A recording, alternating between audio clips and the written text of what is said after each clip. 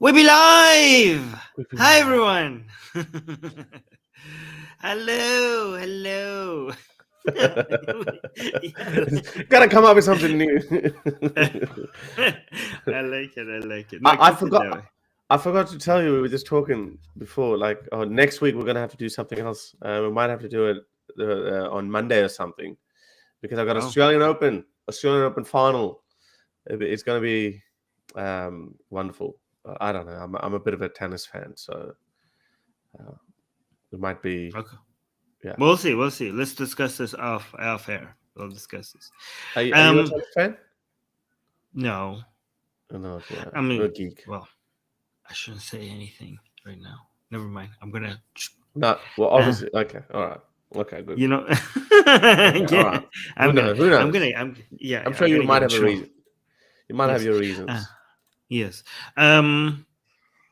Yes. Okay. I'm gonna tell you what I was gonna say and why I didn't say it. And when I tell you after the show, you're gonna be so proud of me. You're gonna be like, "Good job, Armin. You should not have said that on air. That would have been bad." Oh, no, okay. All right. That I'm curious to know now. All right. So, guys, we have 2 Patreon questions today. If you do want us to answer your Patreon questions, you could become a patron on Secular Jihadists Patreon.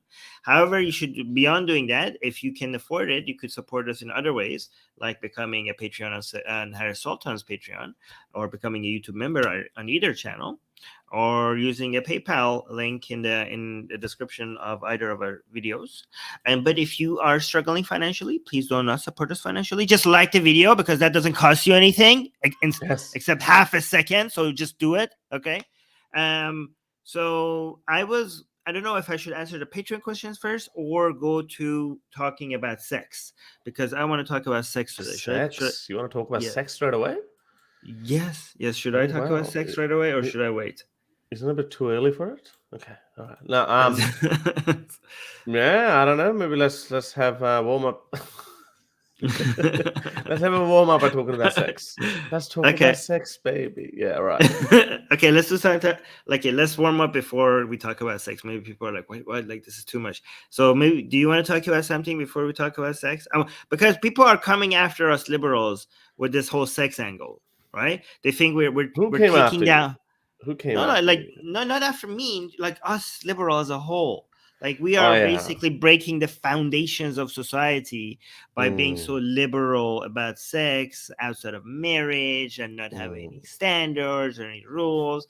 And one of they cite studies, and maybe sometimes they take these studies out of context. Sometimes the studies are not taken out of context, but they take the conclusions to come up with weird conclusions themselves. So I think talking about how the sexual revolution and freedom for women to choose and having sex out of marriage, them thinking that this is like, shaking the foundations of society and basically the cause of why us liberals are so dangerous to everything. I think that should be looked into, either to challenge it, or maybe if they're right, we liberals, maybe we have to reconsider if we're like breaking society as a whole. Like, we have to, like this. Can I play your video? Yeah. Have you seen this video? No. Have you seen this video? No. What is it? I mean, there is some pretty weird shit that happens, and of course, this is low hanging fruit, and it's instant. Look at it. Oh, look at it. They're barking like that. They're barking. This is what they're talking about? I mean, they talk about things like this. I mean, because obviously these kind of things can happen in a free world. Like, no matter how stupid and pathetic someone wants to behave or whatever they want to do, they can act like that. And obviously, not even 1% of people would behave that way. But these conservative right-wing echo chambers, they talk about, they're like, "Oh, look at this liberal worldview. This would not have happened in Putin's Russia or Taliban's Afghanistan, or in the Khalifa's Islamic Caliphate or Islamic world." Yes, because they would have killed them for being moronic or idiotic or acting like that. So yes, the liberal worldview doesn't say anything, but yeah, it is like come on, what the hell are you doing? But it's such a low-hanging fruit for them that they use these kind of clips and they say that, oh, that's what liberalism leads to. Like such a it's such a. I mean, as weird as that is, like if you guys want to do a slippery slope kind of fallacy, we could do our own slippery slope fallacy, and I can say, like, I prefer people randomly barking in the streets than having people like that burned alive at the stake. One weirdness over another, one weirdness over another. So, but it's not even a fair comparison in that case, because being burned at stake or public execution, etc., that is advocated in, let's just say, totalitarian ideologies, let's just say Islamic worldview. It would be happening because these days states are so big. Like, for example, Pakistan, let's just say 250 million people. Yeah. So at some point, if you had public executions, at some point every week, I mean, let's see how many people are on death row in Pakistan. Not that they actually execute anymore. I think there's a moratorium on that. Execution. Oh, hang on. People on death row in Pakistan. 18,300. Pakistan currently has the largest reported death row population in the world. Nearly 26% of the world's recorded death row of around 18,300 people. So let's just say 18,300 people. Now, because obviously European Union and all these other kind of restrictions in Pakistan hasn't been doing it for a while, or carrying out these executions. But if we ran in a world run by these, by Islamic principles or whatever, and they had public executions, etc., then you would be seeing in every major city of Pakistan, every weekend, you'll be seeing public executions. Now, compare that with the video that I just played to you of some random people barking. Now, as embarrassing as that barking video was, which one would you rather live in? I mean, who they're harming? Who are they? They're not harming anything. Yeah. Just like you may like okay, that's weird, but nobody's being harmed by it. Let them bark. Well, yeah. Look at that. Yeah, look at this.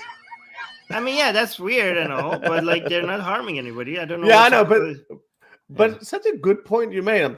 Thank you. It's like, yeah, I mean, okay, this is liberal worldview, and again, this is not the majority worldview that you would have in modern states.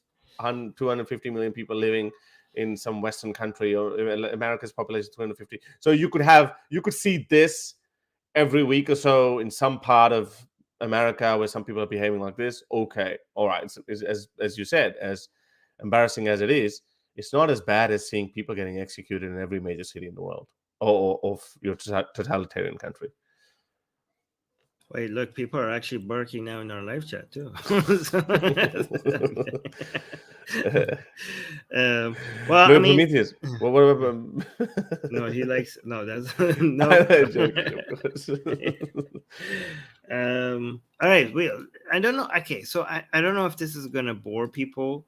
Okay, but I wanted to read about sex here. Okay, because there was a study here that a lot of people like Daniel Hairaju and others, like there's a list of, yes, they cite these studies, right? So for example, the number of, you can see the number of relationship between sexual history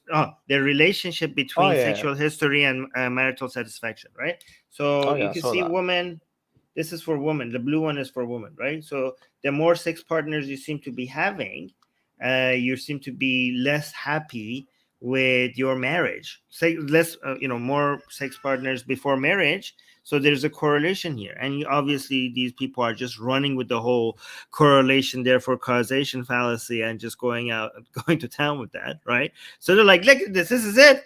This is all the proof that we need. Blue line goes down. This is like shows that the liberal way is the wrong way. We the people who have no boundaries over sex partners, like they just go like just have as many sex partners as you want. Look what this leads to, Harris. Look what we liberals are doing. We're making people sad. We're making people less satisfied with their marriage. Look, if you have one partner, you have 60 before marriage, basically the person you married. You have 65% happiness. I think this one partner means just the one you got married. Two partners, 60%. For some reason, when you go from 2 to 3, there's an increase, and then from 3 to 4 it decreases. 4 to 5 there's an increase, and 6, and you can see it keeps going low. So it's a general down. For men it's also down, right? But obviously we know that correlation is not causation, and we could I could read this to you for you to understand. I can just, why. Before you go into it, I can just put my 2 cents into it. Go, bring the chart up. It could be the other way around. These people, it's like married life is not for me. So this is the reason why they could go, hang on a second, I'm not satisfied with my marriage and after the first marriage. So they go the next one, then they go to another one, then they go to another one. So it could be that. Or people who are generally more unhappy could be are people who need to fill that void and sadness with sex partners. Maybe the causation is the other way around. Yes. Maybe it's not because of the sex partners that are there that they're unhappy. Maybe it's the unhappiness that makes them want to feel something, and they're just having sex because of it. So, again, correlation, causation. Yeah, and these religious people are the first ones to tell us correlation is not causation, because when we show them the behavior of religious people, something, then they go, oh, hang on, correlation is not causation. so we got to remind the same thing. Yeah, so it's let's just say you have your first wife, you're not, or a husband, you're not satisfied with it. You've gone into a second relationship because you just have a low tolerance level or whatnot, and then you go into it, and then you keep going, and then of course it's It just shows that you were not happy. You're not just happy. You would not be happy with one person at all. So because you're not happy, that's why that relationship was never going to last. So right. Yeah. By the way, Prometheus has a good point here. Read this one. This is pretty good. Oh yeah, exactly. It's so bizarre. That woman. Prometheus is saying, aren't these the same people defending Andrew Tate? Possibly. Some of them are Prometheus. Some of them are. That is very hypocritical. Yes. Yeah. There's so many Andrew Tate fans. You've seen this, yeah? There's this crowd out there where they just say that these people, OnlyFans. There's this jihad on OnlyFans.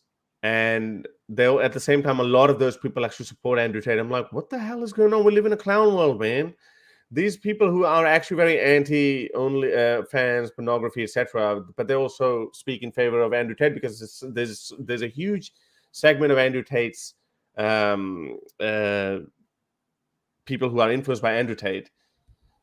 Because Andrew Tate talks a lot about conservative family values, etc. So those people think that Andrew Tate is all for conservatism and family and those kind of values. But then they choose to ignore that Andrew Tate has made a living out of OnlyFans. So it just doesn't make any sense. So I'm not going to read this because I think people will find it boring if I just go through it. But if people were not so easily bored, I would read this to you because there's a lot of other nuances that people are missing when they're citing studies like this. And then I would also read maybe this one as well, go through this one as well. People are citing the same kind of information here. But yeah, maybe I'll just show the titles here for you guys if you're interested to go reading. Another thing I noticed in the debate that you just recently had that people keep mentioning is Did you watch it? Yeah, I watched it. Yeah. Did you watch the whole thing? Yes. All right. Yeah. Oh, okay. Yeah. So I don't know. Maybe I don't know if I remember this correctly. Maybe you could have my memory or not. But the idea of me and people like me and you being in favor of, divorce, that was a source of less successful marriage apparently, and a threat to the foundation of the society and all things wholesome. Was that not like one of the arguments there? So I said again, we do support. Yeah, we do support people, women having access to divorce, but apparently by doing that, we're like breaking families. Are we doing that? Yeah, but so I think these people don't understand that divorce rates going up is a bad thing, but the solution to that is not to not let people have divorces, stop divorce, right? You have to look at, you look at divorce as a metric, as something else that is a problem. Like there's something else is causing a problem, and the divorce rates are showing that. it's kind of like the same amount of idiocy that Trump had. Trump is like, oh, the COVID rates are so high. How about we do less tests Exactly. so that the rates don't go high? Yes, Right? Anna, how bad was that? I just could not understand the logic. It's like, oh, because we're testing a lot more. We need to test less. It's like, yeah, it didn't make sense. Yeah, exactly. So divorce rates going up shows one thing, that the more a woman, the more we get independent women, the less tolerant they become, or they to men's bullshit, putting up with men's bullshit, right? There is a direct. It shows some certain dissatisfaction with the family, right? So we have to fix the dissatisfaction, not the way that you express that dissatisfaction. But if a woman is independent, it actually makes sense, and we see that every country that is progressing, wherever there is wherever the quality of life goes up, we see this direct trend. Certain trends are very common to spot, such as people become less religious, people tend to divorce more. It's because those women, okay, so if there's an educated woman, she can support herself. Yeah, less children, exactly. So if you are an independent woman, you can support yourself. Why would you put up with an abusive husband? It just does not make any sense. So this Andrew Tate kind of crowd, this conservative crowd, comes around and they say, whoa, the family system is breaking up. They're not trying to address the problem, or they're not trying to encourage men that, hey, you need to behave, okay? You need to lift your game, guys. Come on. You cannot, like, even in the Western countries, we see violence against women is still very common, and there is a certain amount of time we still see that. Even in the West, we see a lot of women. Bring up any statistics you want. I mean, look up Australia. It would be something like 1 in 3 women have suffered domestic violence or something, which is ridiculous, which is remarkable. You'd think that it should be something like 1 in 10, maybe 1 in 20, but it's not like that. And so after a certain amount of time, women raise their hands and they say, you know what, and in this case, violent in the case of violence, I mean, this is why I hate red pill crowds so much. It's almost predominantly this disproportionate representation of men committing domestic violence. There would be 1 in 100 where the roles would be reversed, where it would be a woman beating up a man or something, and or injuring him to a point, because it just doesn't happen. Men are stronger than women. Okay, now some feminists tell us, oh, don't say that, but they're stupid who say that, because it is important to recognize that if you want to recognize, or if you want to educate the world that men are overwhelming perpetrators of domestic violence, you have to acknowledge that. I've been in a sticky situation like that as well, where your girlfriend gets angry or something, but you can hold, as a man, you can hold her, you can, like, hey, calm down, you can restrain her. But when we see that in domestic violence situation, we see that, women get beaten up. So if you are living in a free society, you're educated, you're only going to put up a certain amount. By the way, I would say you should never put up with this. The moment someone raises their hands on you, you say, well, you know what? This was the red line that you've crossed, and they should move on. So this is one of the indicators that you see that the divorce rates go up in societies where women are empowered, educated. This is why Hakikachu said, your friend Daniel Hakikachu, you know what he said? He said, stop empowering women, because if you empower women, then they, then they find a voice. They can, they can start divorcing their husbands, and as a result, fertility rate would go down. He said that. He made this argument. So yeah. Khadija in the live chat is saying, so men should be educated before they get married. I think, why men? Why shouldn't everybody get educated before they get married? The different trigger points. Yeah, but there are different trigger points. Well, I don't know if it's the same Khadija or not. She might be the same Khadija. But yeah, look, there should be in this case of domestic violence, yes, as I said, overwhelming majority of perpetrators are men.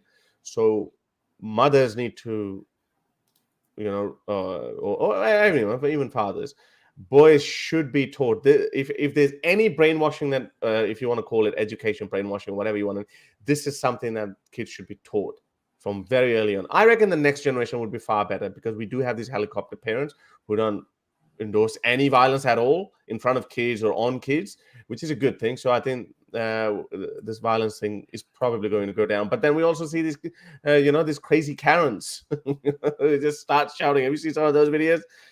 I don't know. It's just Wait. Okay. So I digress. One thing I want to mention is, here's the thing. Okay. So what these conservatives, whether Muslim conservatives or Christian conservatives, do when they're trying to fight liberalism is that they know that their religious arguments does not sell anymore, right? So they are looking at studies and cherry picking the studies that they cite, and they're coming up, and they also constantly look at correlation and assume it's causation, and they also exaggerate what these studies are saying, and sometimes even misrepresenting them. I see Daniel Haqiqatjou do that all the time with the studies, and I also saw some of that in the debate that you had with that what was his name? I forgot. With that doctor, he was basically doing the same thing with this that Daniel Haqiqatjou does, scaring people about sexual liberation and what it could do to society and family, right? For example, one thing people show is that in liberal countries, there's less children, right? Like less people are less interested in having children, right? And also there's more suicide, right? So they're like, look what all this liberalism and also an increase in atheism is getting you. More conservative societies and more religious societies, so conservative as opposed to liberal and religious as opposed to atheist there's just less suicide there. And that's true, there is less suicide there, and people are having more children there, right? But again, this is another one of those fallacies of correlation and causation, right? Because if you take out the third external factor that is causing higher suicide and less children, is not directly liberalism or atheism. It's progress. It's economic progress.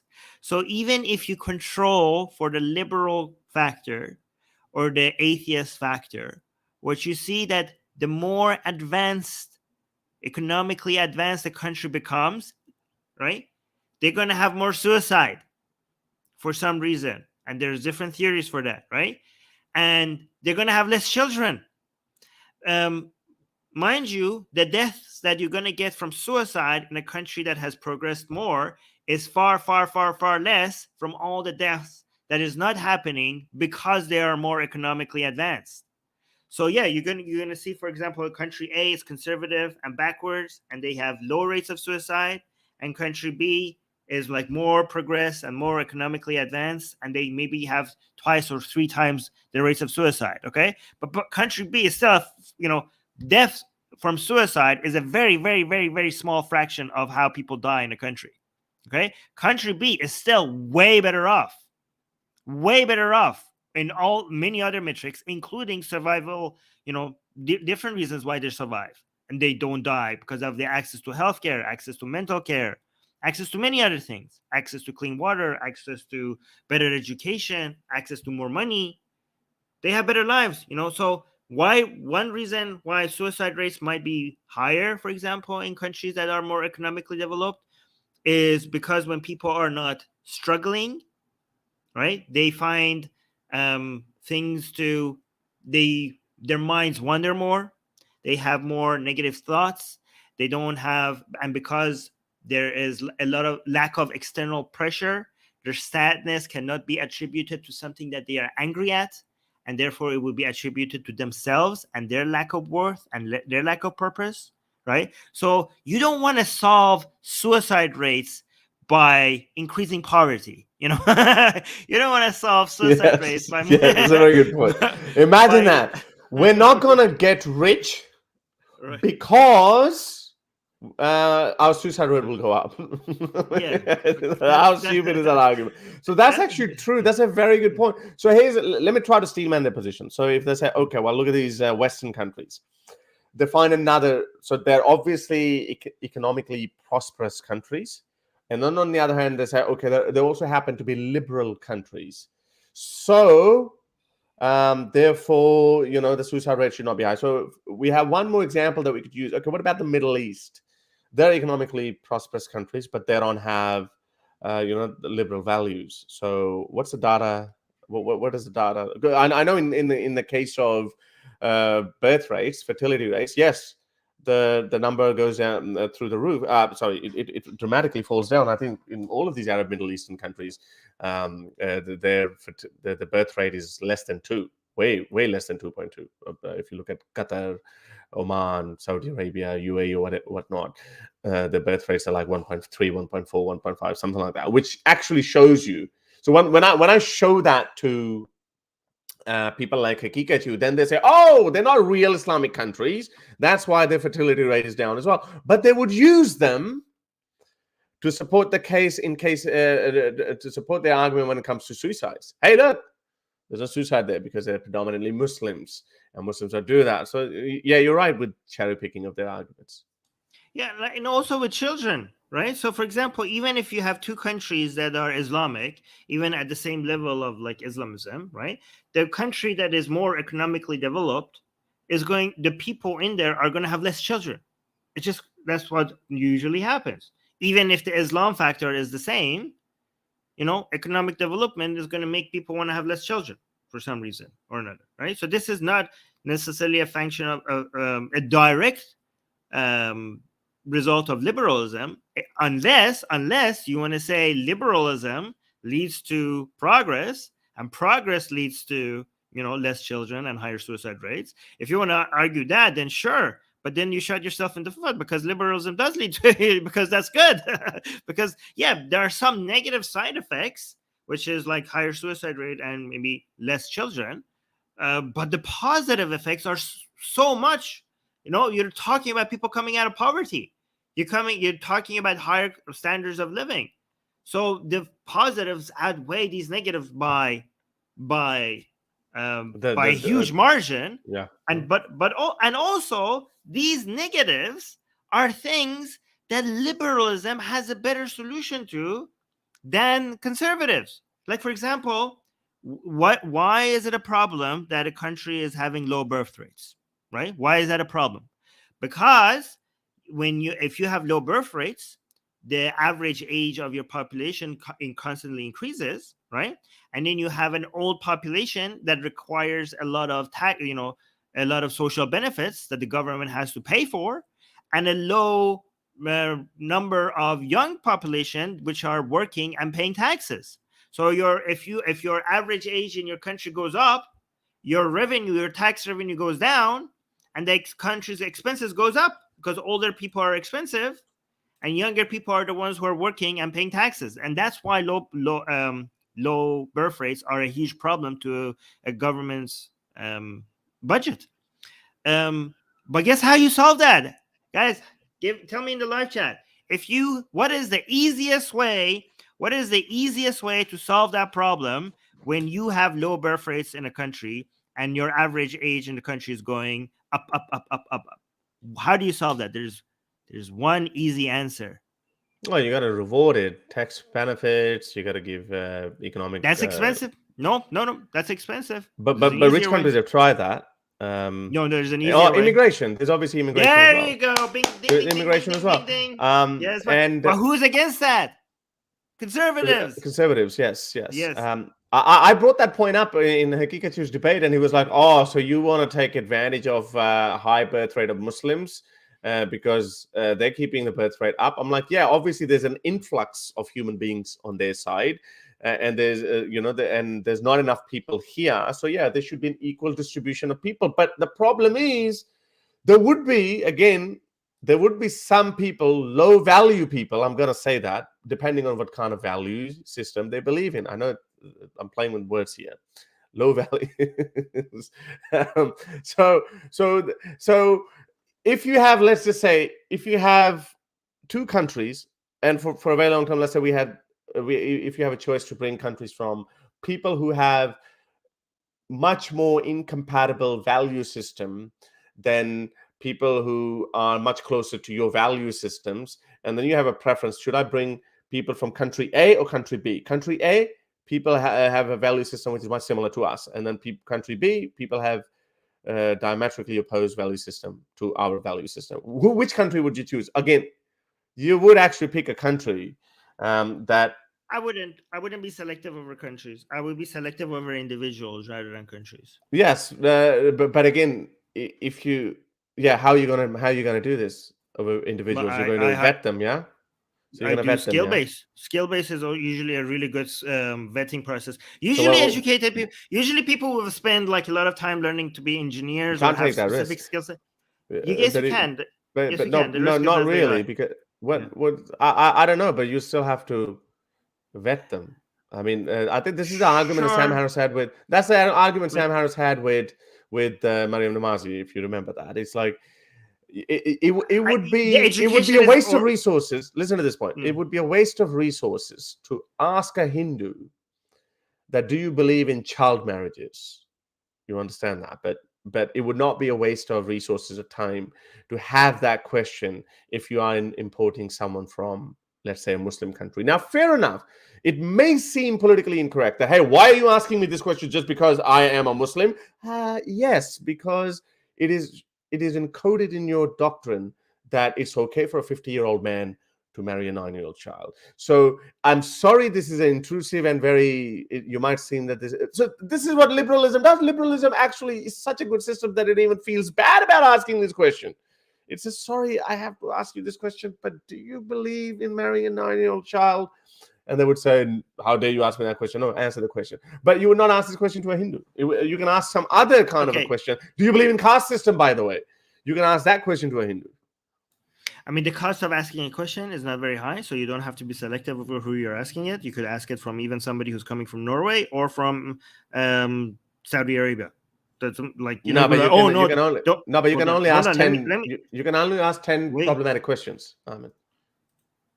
No, it's easy to say that these are the values of this country. Okay, if you want to immigrate here, these are the values that we have, so you have to accept them. Okay.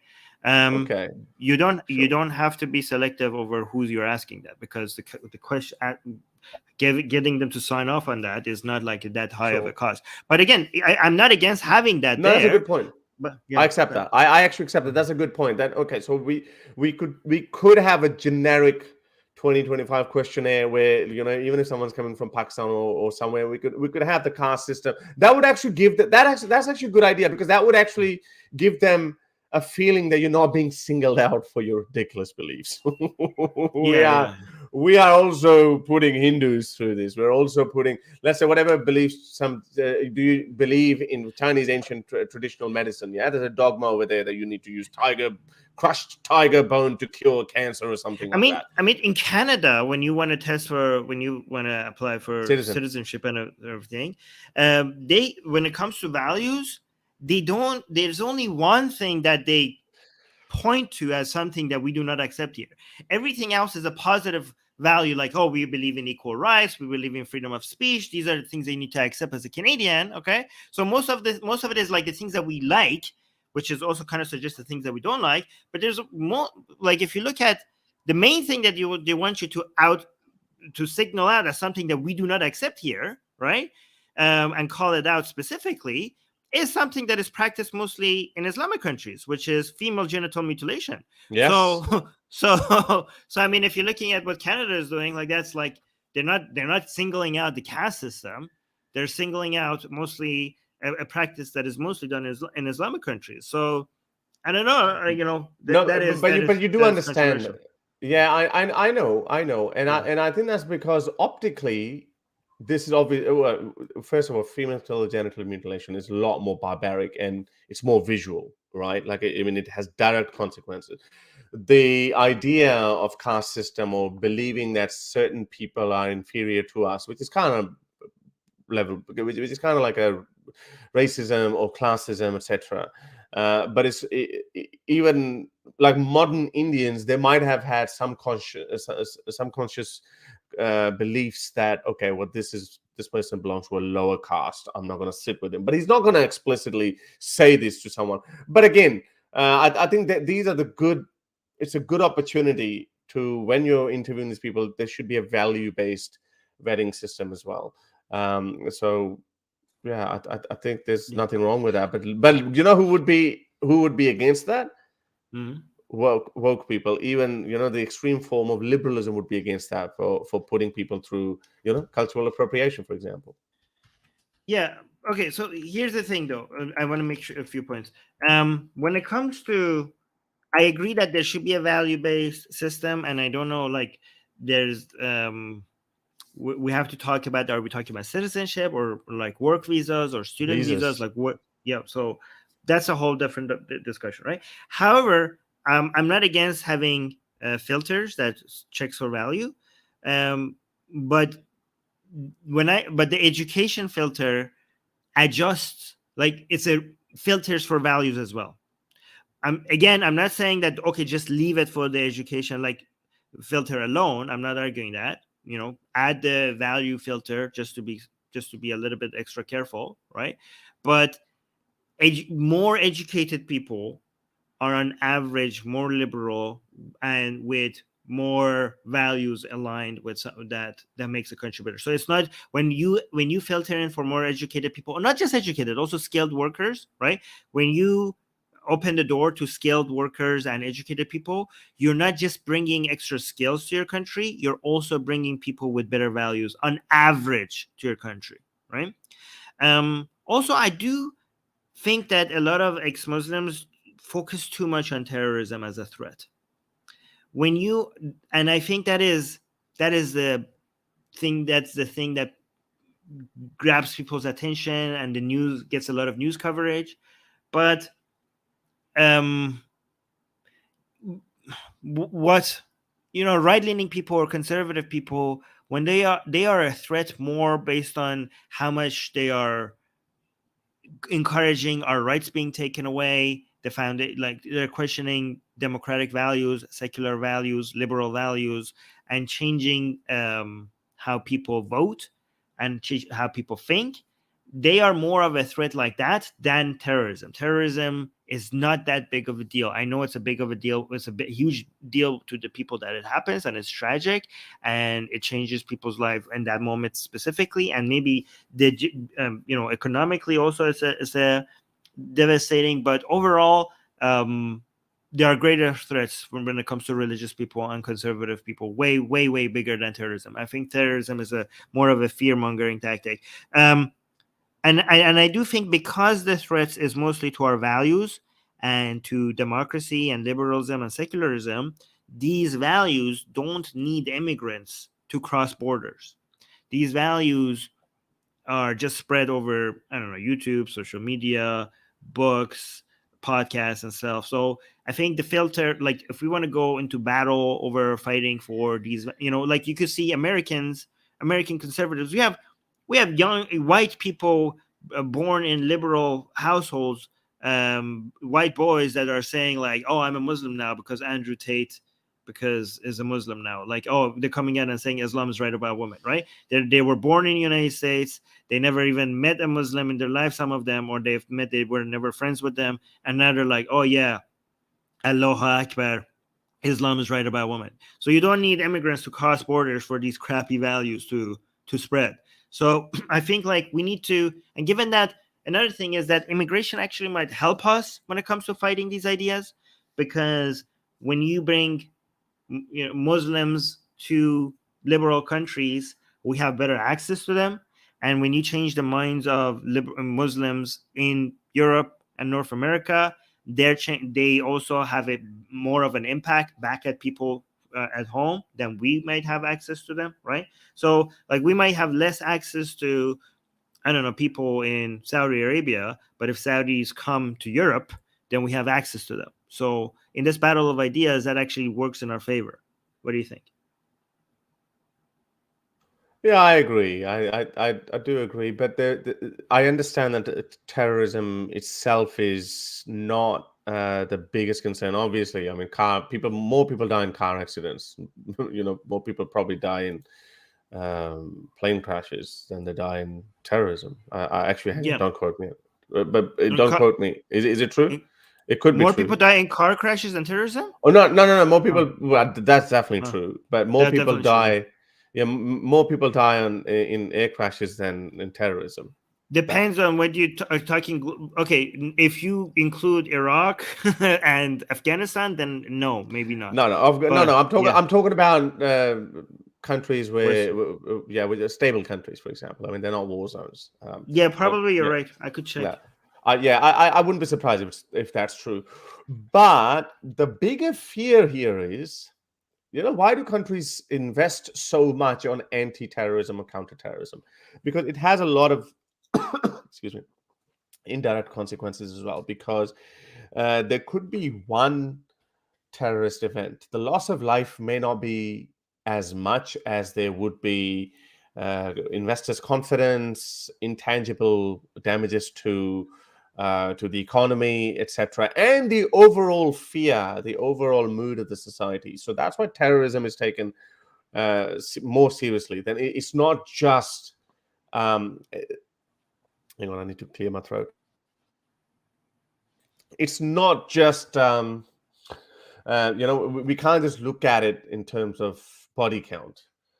So when we talk about, for example, I was just trying to bring up this stat. I think the United States obviously takes, in terms of real numbers, it takes more refugees than any other country. Let me share the screen with you. Okay. All right. So this is America. This is 2016. You can see in 2016, the United States took 78,000 refugees, and then it just dropped. And you know why it happened? Obviously, Trump came.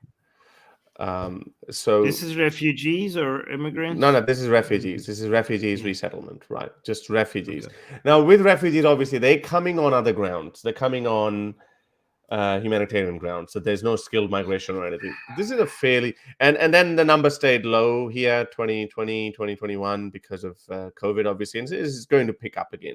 And the second biggest number is Canada. And then, obviously, I was actually surprised that Australia is in there as well. But Australia is like the third or fourth number. But in terms of per capita, I think it's pretty bad. So per capita is who's the best? Who's the most? I think it's Canada. I think we're number one. We are number one. I think so. I just pulled this up, so I haven't been able to understand this. So number of people in the country. Okay, can you see it? Okay. Yes. The number of people in the country's population per refugee settled and ratio of refugees resettled per 100,000. Population per refugee resettled. Ratio of refugee. That one. Oh no, we're not number one. Sweden is number one. What the hell? Norway, Iceland, Canada. Yeah, Canada is number 5. Yeah. I thought we were. Wow, look at these Scandinavian countries just letting everyone in. But in terms of the actual number, where is it? By the way, this is number of refugees let in is a very, very small compared to the number of immigrants in general let in. Yeah, because this is just a quota that people are doing. But having said that, if you are America, the 78,000 people coming in, and again, this is a reason why Trump's narrative was so successful of Mexican and criminals and all that. Obviously, I don't endorse that, but I'm saying that when we have migrants, undocumented migrants, or even these are documented migrants. Obviously, these are officially resettled refugees. They go through this UNHCR process, etc. There should still be a value-based test. Now, I'm for example, I know a friend of mine, Spartacus. I think you probably remember him. So he was telling me about going to Canada, and he was telling me about the interview process. They do ask them a lot of questions. They do full research on how legitimate your story is. They look at the evidence, etc. They do their homework, but there is no. But I guess because he was an atheist, so maybe I don't know. But there was no value-based test done. So it could because we know a lot of these migrants, refugees. A lot of these no.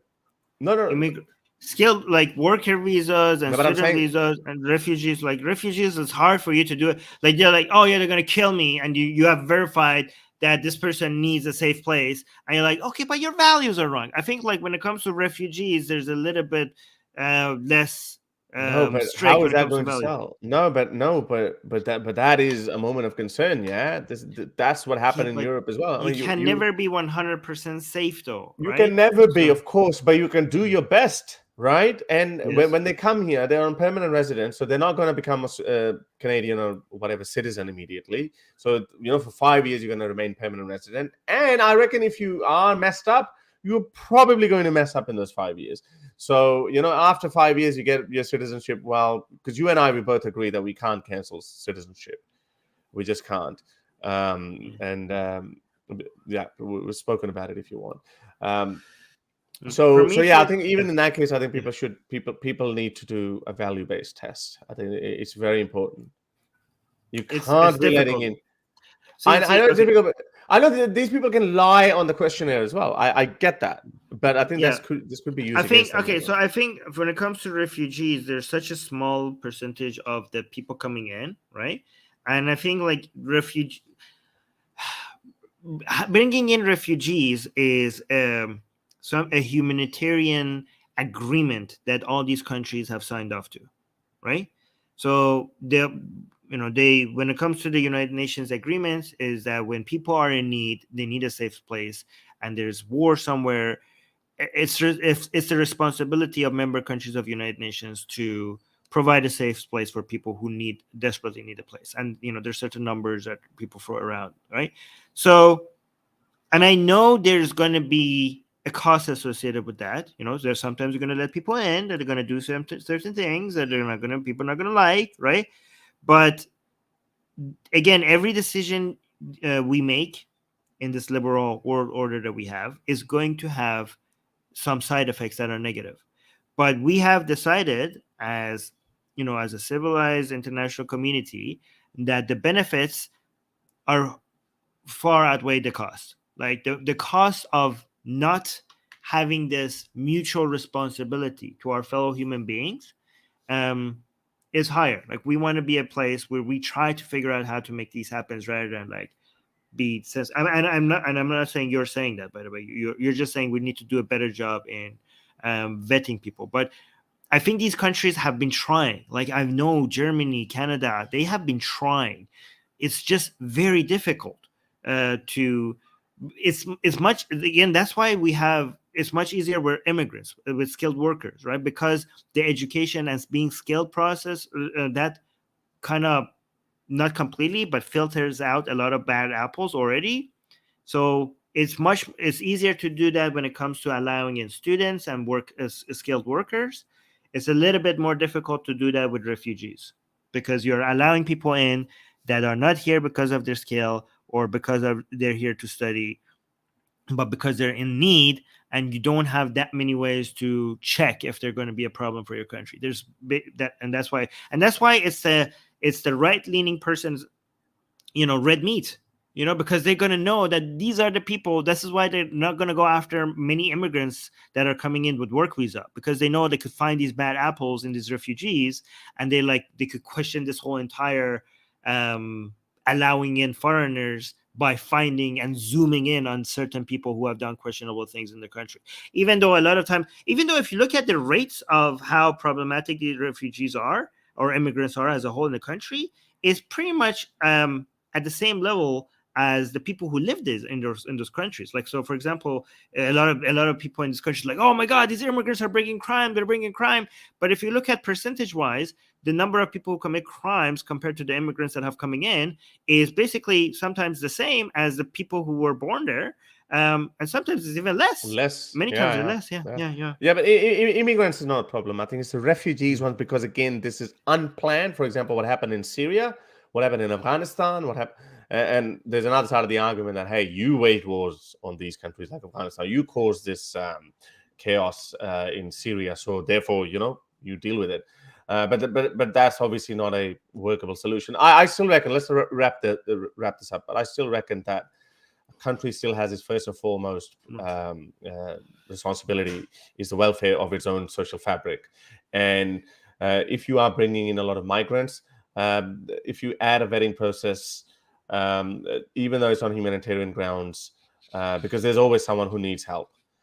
So if the values are not compatible with with the values that your society is built on, then you can say, well, maybe don't send them back to Afghanistan if they're escaping to Taliban. But they say, yeah, but I do believe in flogging women. Like if my wife goes, I would just give her back. Yeah, but I'm in threat. I'm running for my life from the Taliban. So then you say, well, okay, we're going to speak with our Saudi counterparts. We're going to try to move you there because I think that country is far better for your liking. But I know these are not easy questions. I know that you can't turn away. But again, and you can hope that this person will change his views once he lives in a free Western secular country. But still, some of you, when you're bringing in people in huge numbers, and you think that all these people at heart believe the United States is an enemy, it becomes very difficult. But I get it. The UN, your commitment that you. I know you said we have to drop this. I just want to mention two things. First of all, and I know you didn't say otherwise, but immigration is not just necessarily for the people that you are bringing in. Immigration has study after study shows that immigration actually helps the country that is letting the immigrants in economically, right? But another thing is that I don't know if this Khadija is the same as the other Khadija because she seems to be at the same IQ level. Khadija is saying, so people that are not educated are bad apples. Don't they deserve a better life too? I don't know. Should I even respond to this? Because who did what? Yeah. He didn't even say that. He said we tend to see less dogma or less, affliction towards these kind of ideas like child marriages or FGM, etc. The more educated you get, the less likely you are to have those kind of beliefs. That's what he was saying. So obviously he's not saying that if you're not educated, then you're going to be like that. So I don't know, Khadija, what's your problem? You need to think. Probably the same Khadija as before. Yeah, I think the same. So here's Aditi. So this will shift the conversation to something else if you're interested. Highlighting. By the way, just letting you know, this doesn't look like that chick in the photo. This is some problem. This is some Aditya dude, an Indian man. Okay, Aditi. Okay, so Aditi is Aditi is saying you call yourself leftist and support capitalism, free market. It's not. I think you're saying, is that not hypocritical? Yeah. No, I don't know what you're talking about. I think like the leftist socialism values. Not all leftists are free market, are socialists or communists. You silly people. Leftists. We have an entire party in the United States called the Democrats who are leftists and capitalists. I don't know what you're talking about. So you're basically questioning the entire existence of all the leftism in North America and Europe that are capitalists and leftists at the same time. I don't know. Maybe you should like turn on the news once in a while. So but you got to understand, these people are coming from the very Indian frame of mind where like being leftist or being a liberal is a cuss word. They call them liberandus, meaning which is so. I give up with these people. These people are next level. Yeah. These silly comrade. Okay. Yeah. Comrade. Okay, so here, you highlighted this one. Do you want to? Yeah, I highlighted. I did it for you. I think I thought that might be a good opportunity to highlight for you to give them a patron spiel. Oh yeah, okay. Ali's saying I wanted to call you, but drank too much beer. Can someone from your team email me the method or protocol for calling you and being able to ask you a question? Been watching you for a while. Okay, you could become a YouTube member on Secular Jihadists YouTube channel. I think Harris, you should do that as well. You should like tell people that if they're a member on your channel, we post a link on the look. I've created those different levels of patronage, and I'll have to create just like anybody who's a member, because I say it would be easier. We could say anybody who's a member on either channel would be able to come up. So I Yeah. will post. Yeah. I don't know. Yeah. I don't know. Okay. So for now, if you're a YouTube member on the Secular Jihadists, I will post a link on the community tab of Secular Jihadists YouTube channel. And if you're a YouTube member, you should be able to see that, and you can come up and talk to us live on air. So that's how that works. Yeah. Pointless refugees saying, I just messaged you on Patreon, so maybe you can have a look later on. Yeah. So you highlighted this comment, Mustafa. Yeah. He might think Lebanese Muslim bro from Australia somewhere. He says, Harris, why haven't you responded to my videos exposing you? Well, you got me. Yeah. I got Mustafa. I got nothing, bro. You've destroyed me. I have been hiding, and I was hoping that this is never brought up. I was hoping that your videos never see the light of day, because otherwise my career is over. That's the reason why I haven't responded. Can you expose me as well, Mustafa? Armin gets more interested in these response videos, reaction videos, and then Yeah, actually, I would say this: if people expose me, I will do a review video on you exposing me. How about that? Like, expose me, and I will promote your channel. I will promote anyone's channel who's exposing me. How about that? That's good. Yeah, I think we'll do a mutual promotion that way. I think this is how channels grow. They keep on hating on each other, and they make each other grow. Yeah, look, I mean, I got trained by my Urdu crowd because obviously I get a lot more attention in my Urdu and Hindi or with my Urdu and Hindi audience. Persian. So I had hordes of people making videos on me, so I just stopped watching them because they're so combative. They want to just get into you, and it's like and it becomes unbearable too. So I just say, well, you know what? That's okay. That's what we wanted. We wanted you to talk about it. Now we're talking about it. You put your things forward. You make your videos. I'll keep doing my thing, and then leave it to the audience. And then they say, "Yeah, we destroyed you. Now I have exposed you." It's like, okay, all right, that's fine. You've done it. So that's how I got trained. So it doesn't bother me anymore. I don't even watch their videos or anything. Yeah, I have the best question ever asked on this channel. You want to read this one? Why Hindu girls are attracted to? Are they? I don't know. Why is that, Harris? Can you explain? I don't even know if that's the case. But yeah. By the way, if that is coming because of Aditi's comments, then Aditi is not a Hindu girl. I'm pretty sure it's a dude. It's an Indian man. Okay, I am very offended right now. Look at this. Yeah. I think I have Mustafa is saying I think I have videos exposing Armin too. Do you know why this offends me? Why? Because he doesn't remember. He's not sure. You're way down the order, Armin. I am so forgettable that he might have exposed me and he has forgotten about it.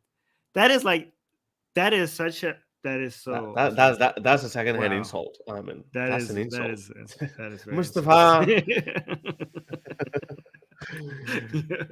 I think he did that to offend me. Well, it worked. Touche. Yeah, you think? No, it could be that he's not forgotten about it. Maybe he thinks that Armin's arguments are so solid that I tried to expose him, but I'm not sure if I managed to succeed in that endeavor. Maybe I think that I exposed him in one of those arguments. It could be that you could use the power of interpretation. Yeah, I appreciate that spin. I appreciate all right. I have another anyway. Okay.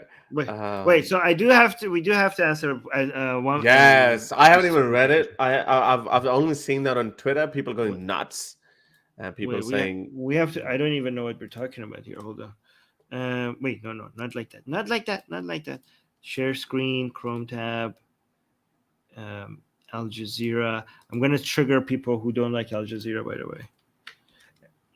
I've started to use Al Jazeera even more because of that one random guy every time that says like, but these are Islamists. Why are you using an Islamist news channel? But anyways, this is the news article. So the Patron question saying, have you guys seen the drama in India over the BBC Modi documentary? What are your thoughts? So that I haven't seen it. The title says I'm gonna watch India asks YouTube, Twitter to block links of BBC film on Modi. Are they not? Are they stupid? Are they stupid? Like who's in charge in India? Do they have they not learned that this is like an ad for the documentary?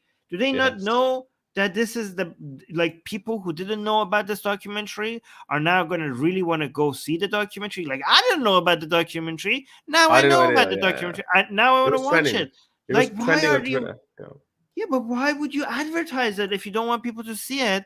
Why would you ask YouTube and Twitter to block it and make everyone curious about it? This is the best promotion for the documentary. So the subtitle says the documentary critical of PM Modi's role in the deadly 2002 Gujarat riot. Did I say it right? Gujarat, Gujarat. Riots draws the ire of the Hindu nationalist government. Oh, yeah. Now we have to even go put that as a Hindu nationalist government. Yeah. I mean, can we go talk back to Twitter about my Twitter account? Given that Twitter is like, okay, these people are insane. Okay, they're asking us to block every link. So Twitter has to be like, okay, maybe we shouldn't have listened to them before when they send us letters and talk to us and told us to block Twitter accounts, because these people seem to be lunatics. So Twitter, maybe you should go reevaluate the last time you listened to them when they ask you to remove my Twitter account. Okay. By the way, the Atheist Republic Twitter account is back, but my Twitter account is not back. Yeah, yours is. Yeah. So, people are saying BBC equals propaganda. Well, No, obviously, just because you. Yeah, what? No, BBC is very good. Yeah, BBC is very good. Yeah, just because these guys don't like it, maybe, yeah. This is the go-to response. If they don't like something, it's propaganda. Yeah, well, by that logic, nothing is true, because any other person can just say it's propaganda. So no, Modi's behavior, and what I remember from the claims in Gujarat riots is that the main charge that he was accused of, and again, they said the Supreme Court acquitted him of any wrongdoings. The main charge is that when riots were starting out, when there were Hindus going after the Muslim victims, thousands of people died. Modi, who was the chief minister of Gujarat, apparently held back a bit, and he instructed the police not to get involved. And then they got involved a couple of days later, but by then thousands of people had died. That's basically the crux of the accusation. Okay. Yeah. Okay, so this is what I was referring to. The Barbara Streisand effect. Yeah. Yes, exactly. So yeah, we should watch this and maybe talk about it once we watch it. Look at this guy. Look at this guy. Nam. Harris sold himself for a few quids. Okay. Okay. Well, Harris, you're a loner. Okay, all right. Why don't you come sometime? You might come, but you might come at your own peril. What is this? Harris sold his mother for a few dollars. My mother's name is Aisha. So childish. This must be some 17 to 18-year-old kid, like this. All right, we need to get you out. Yeah. So let's just talk about the BBC documentary. So as you said, this is going to have the opposite effect. People are going to watch it more. People are going to search for it more. We're all going to watch it on BBC channel. Secondly, India needs to realize this. Modi ji needs to freaking realize that India runs on democratic principle. If you have a problem, BBC, the United Kingdom have the best libel laws. You can go there. You can make you can sue BBC, and you can put it to test whether these claims are true or not, etc., and then you can actually sue BBC. But you trying to pressure YouTube or Twitter and Facebook to just ban that particular. Basically, the Indian government is using its might because India is a very powerful country, and they're saying, well, you know what? If you don't do it, then obviously YouTube and Facebook and Twitter, they will be thinking at the back of their, at the back of their minds that are they going to ban like block us in their country? Are they going to block us? Is this going to because they did do that with TikTok? So are they gonna block it? So this is basically arm twisting. Yeah. Yeah, but we will have more to talk about it once we watch it. So I don't know. People are doing a genetic fallacy, saying because of BBC, like it can't be true because of BBC. Yeah. Somebody is saying, oh wait, some people actually saw it. 230 is saying saw it, nothing new in it. It's the same accusation.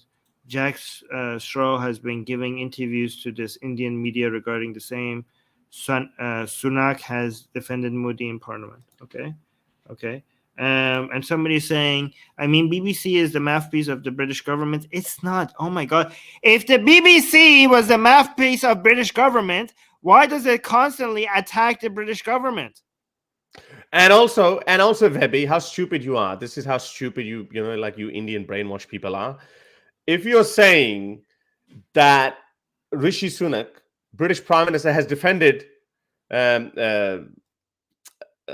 Modi, then don't you think that if it's their mouthpiece, they should be towing the government's line and they should be going with, okay, all right, well, our Prime Minister is siding with Modi or supporting him, so maybe we shouldn't go against them? You freaking idiots. You don't understand.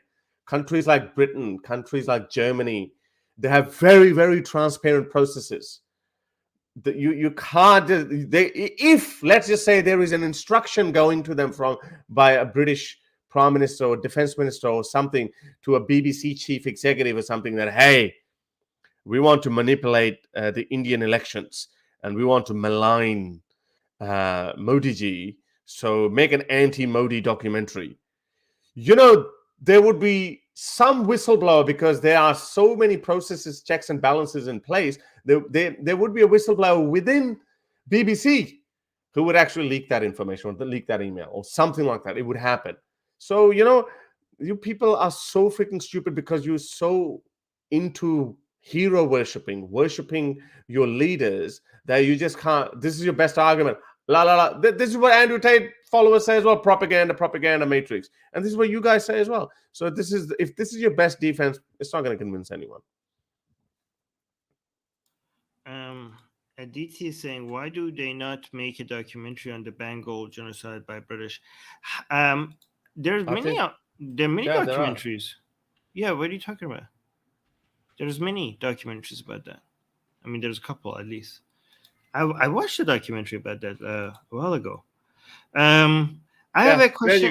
There you go. Churchill's legacy still painful for Indians. BBC News, and this does cover it. Bengal shadows, disturbing history. BBC News, Winston Churchill, hero, villain. They have been debating about that. So this is what you guys think. These typical Indians, because again, like the nationalists, when you brainwash a society, you brainwash them on the basis of nationalism, on the basis of religion, basic primitive level of tribalism, and you tell them we are good, they are bad, they are our enemies, they just want to destroy us because we're so amazing, blah blah blah. So therefore, don't listen to anyone. So there are robust debates in these Western countries about their own behaviors of the past. Nobody glorifies colonialism in the West, at least in any capacity. Yes, they do acknowledge it, and some of them fall short of apologizing to their former colonies, which is true. Like I think recently Emmanuel Macron said, well, I'm not going to apologize to. No, he didn't say that our colonialism was right. I think he said that we as French people, I'm just a representative, I'm just a president for now. This requires a referendum or something, basically, for everyone to agree to do it, because we as French people. So you guys are not at the same level of human development. The amount of self-criticism that exists in Western people, these developing countries are nowhere near that, because you just see, okay, India, if it is India, then I'm going to defend it no matter what. So there's no self-criticism. So you're just going to hide behind, oh, this is propaganda, BBC's this and that, just because they criticize your favorite leader. I'm sure if the same BBC had criticized Imran Khan, you were like, well done, yes, BBC is true, BBC is right. They have the problem. You guys have had the problem. These Indians have had the problem with Red Cross. There's no, hang on, what's the other charity? They have massive. You're one.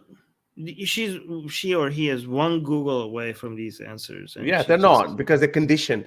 It is ingrained in their minds that you can't, or they must not have done that. They must be proud of Bengal genocide. Kian is saying it's their common bias. They think Charlie Hebdo is French government and BBC is equal to British government. Yeah, like the Iranian government thinks that as well. The Iranian government is like attacking the French government over Charlie Hebdo's recent cartoons about Khamenei. And they're like, the French government is like, what are you? This is not Iran. We don't have control over our media. Like Charlie Hebdo, like Macron couldn't even ban Charlie Hebdo even if he wanted to. He doesn't have that power. This is how democracies work. This is how free speech works. They don't. Yeah. So it is. But again, Aditi is saying something else. Is don't cover up.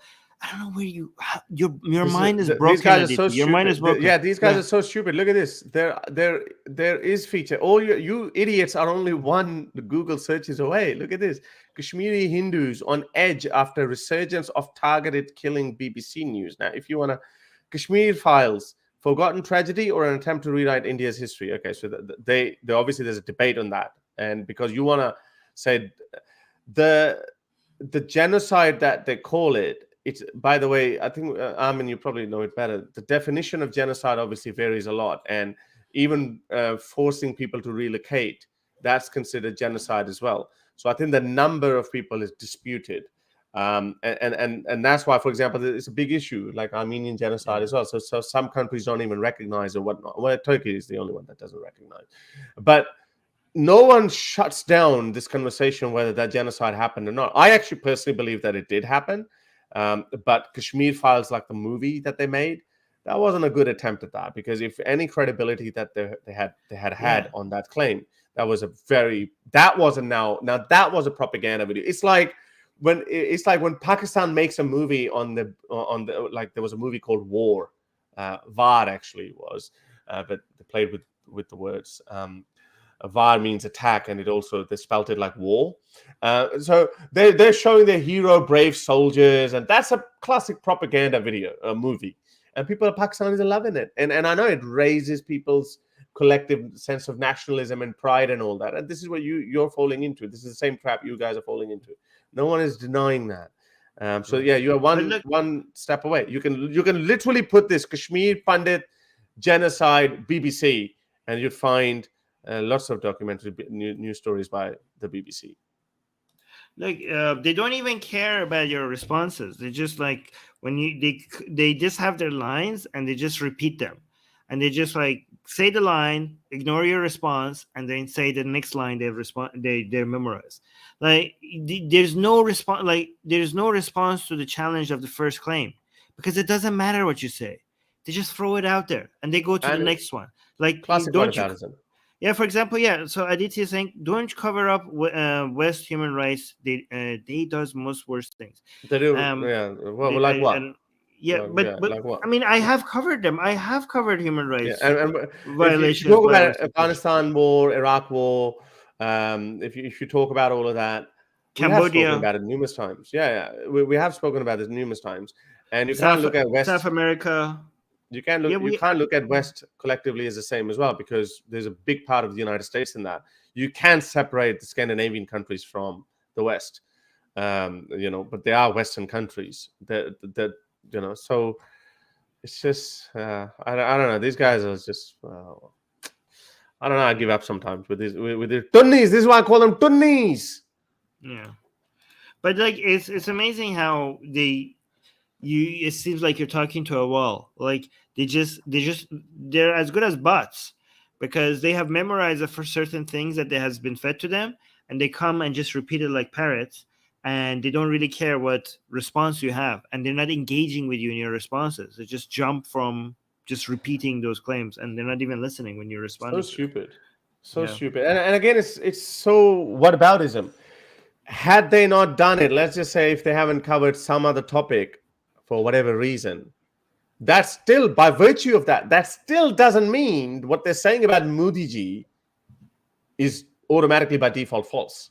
That still doesn't mean that, right? All right, so I have a question that is a little bit specific, so people might not know what it's referring to, but I will just give you context really quick. The question is, Armin, what do you think of the grassroots movement to have Reza Pahlavi recognized as the leader of the Iranian opposition abroad? I am very anti-monarchist, but I actually support this. So for people who don't know, this whole Iranian revolution is still ongoing. I know the media is not covering it that much, but it's still happening. And the latest update is that Reza Pahlavi, the son of the former Shah, Mohammad Reza Pahlavi, is now asking people to show people that he is their representative before he takes any responsibility for representing the Iranian people, right? And there's a petition for that, and I am an anti-monarchist person, but I have signed that petition. Reza Pahlavi, a lot of people try to tie him to his monarchist roots, but he himself has been constantly saying that he is a Republican, not a monarchist, and whether Iran after this revolution is going to become a republic or a monarchy, like a constitutional monarchy, not like an absolute monarchy, that's going to be up for a referendum, and he's not going to decide that. And he's asking people to show this support so that he could, when he goes and represents Iranian people, the opposition, there's an evidence that we could show that, yeah, I do have people behind me, right? Because the Iranian opposition, they're not very united, right? They don't have one voice right now. There's a lot of different factions, and I think like all these people, Reza Pahlavi is the most popular voice out there in the opposition, and we're trying to convince people to just accept this person as a representative. And if he has the highest numbers, at least now we have somebody to put out there to talk to people. And a lot of people are afraid because, like, oh, if we put Reza Pahlavi out there, the monarchy is going to come back into Iran. First of all, even if monarchy comes back to Iran, it's far better than what we have there already, right? Even though I'm against monarchy, it's still better than the Islamic Republic.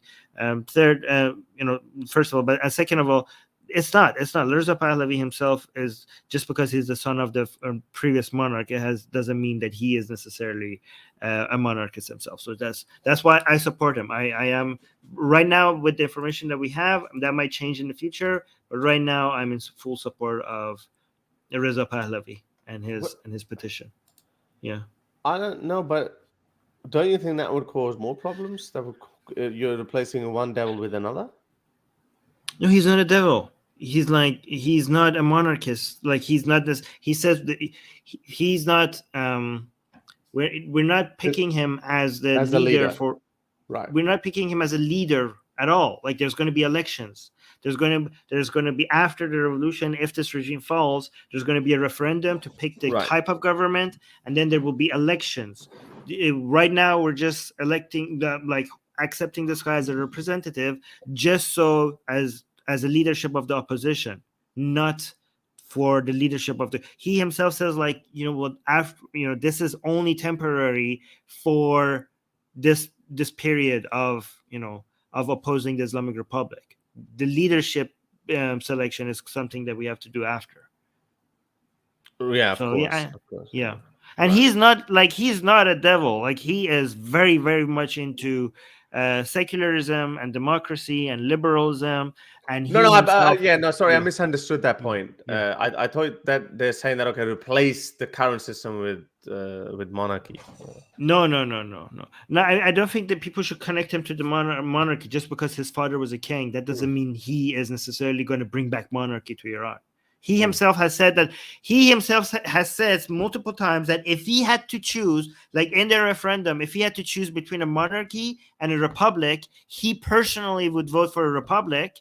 but he doesn't want to choose that for the Iranian people. So he says there should be a referendum where the Iranian people choose between a constitutional monarchy and a republic. So he said he would submit to whatever that decision is. But he is on our side. He's one of us republics. You're muted. Okay, that's fine. Okay. Yeah. All right. Let's just today. I think we're just going to address some random comments. Ask us anything. This is what you say. Yeah. Yes. Go through some. So this is a common argument that they make. UK like British basically see a guy as a leader who said racist things about Indians and Pakistanis, and he's referring to Churchill. So when you look at historical figures, you judge them by the standards at the time. Okay, they are not looking at Churchill as the hero because he caused the Bengal famine. Okay, or he said something like the one thing. Maybe Indians should not breed like rabbits if they don't want to have famine. Churchill said that. Apparently, no, not apparently. He did say that. So.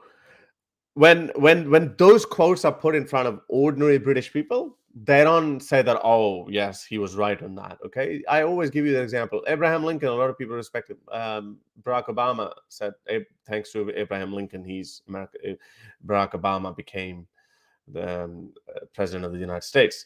But Barack Obama, if you read his writings or if you read his speeches of Abraham Lincoln, he used the N-word. He said very, very racist and horrible things because he was a product of his time. So should Barack Obama say nope? But you know why? They don't say that because we judge people by the standards of the time.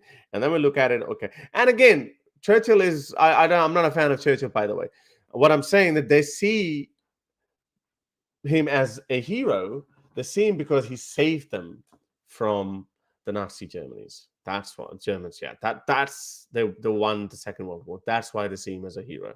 So you know what? You guys need to educate yourself more. You need to stop looking at it as like, oh, West versus us. We're the greatest civilization. Our ancestors were the greatest ones. So therefore, everyone is our enemy. All of you nationalists, whether you're Pakistani, you're an Indian, you're some Kenyan, you're Russian or whatever. Whenever your people, your leaders appeal to nationalist sentiment, that's what they always say. Everyone is out there to get us. They're coming for us. They're doing this propaganda against us because we are so amazing. You're not that amazing. There might be some truth to what others are saying. How true is it that he was responsible for the famine? Well, I don't know. So the Supreme Court of India, as I said, acquitted him. So I do say that we have to draw a line. Really? Yeah, they did. The Supreme Court of India? Yeah. Okay, I didn't know that. Why? Yeah, well, because they said not enough evidence. I'm a little, okay, but details, but. Okay, so if India has said that, I didn't know India said that. But I mean, I'm sure he had racist views, and we could be like, not celebrate that. It's easy not to celebrate that and celebrate him defeating Hitler. We could do that. Yes. Right? Look at this guy. Churchill is your hero. It's clear. It doesn't matter what he has done to India. Like, again, it's not my hero. As I said, I just gave you a valid reason. You're just going to go to your corner and start crying. I just told you they see him as a hero because they think that he saved them from Hitler. How difficult is that to understand? How hard is it to understand?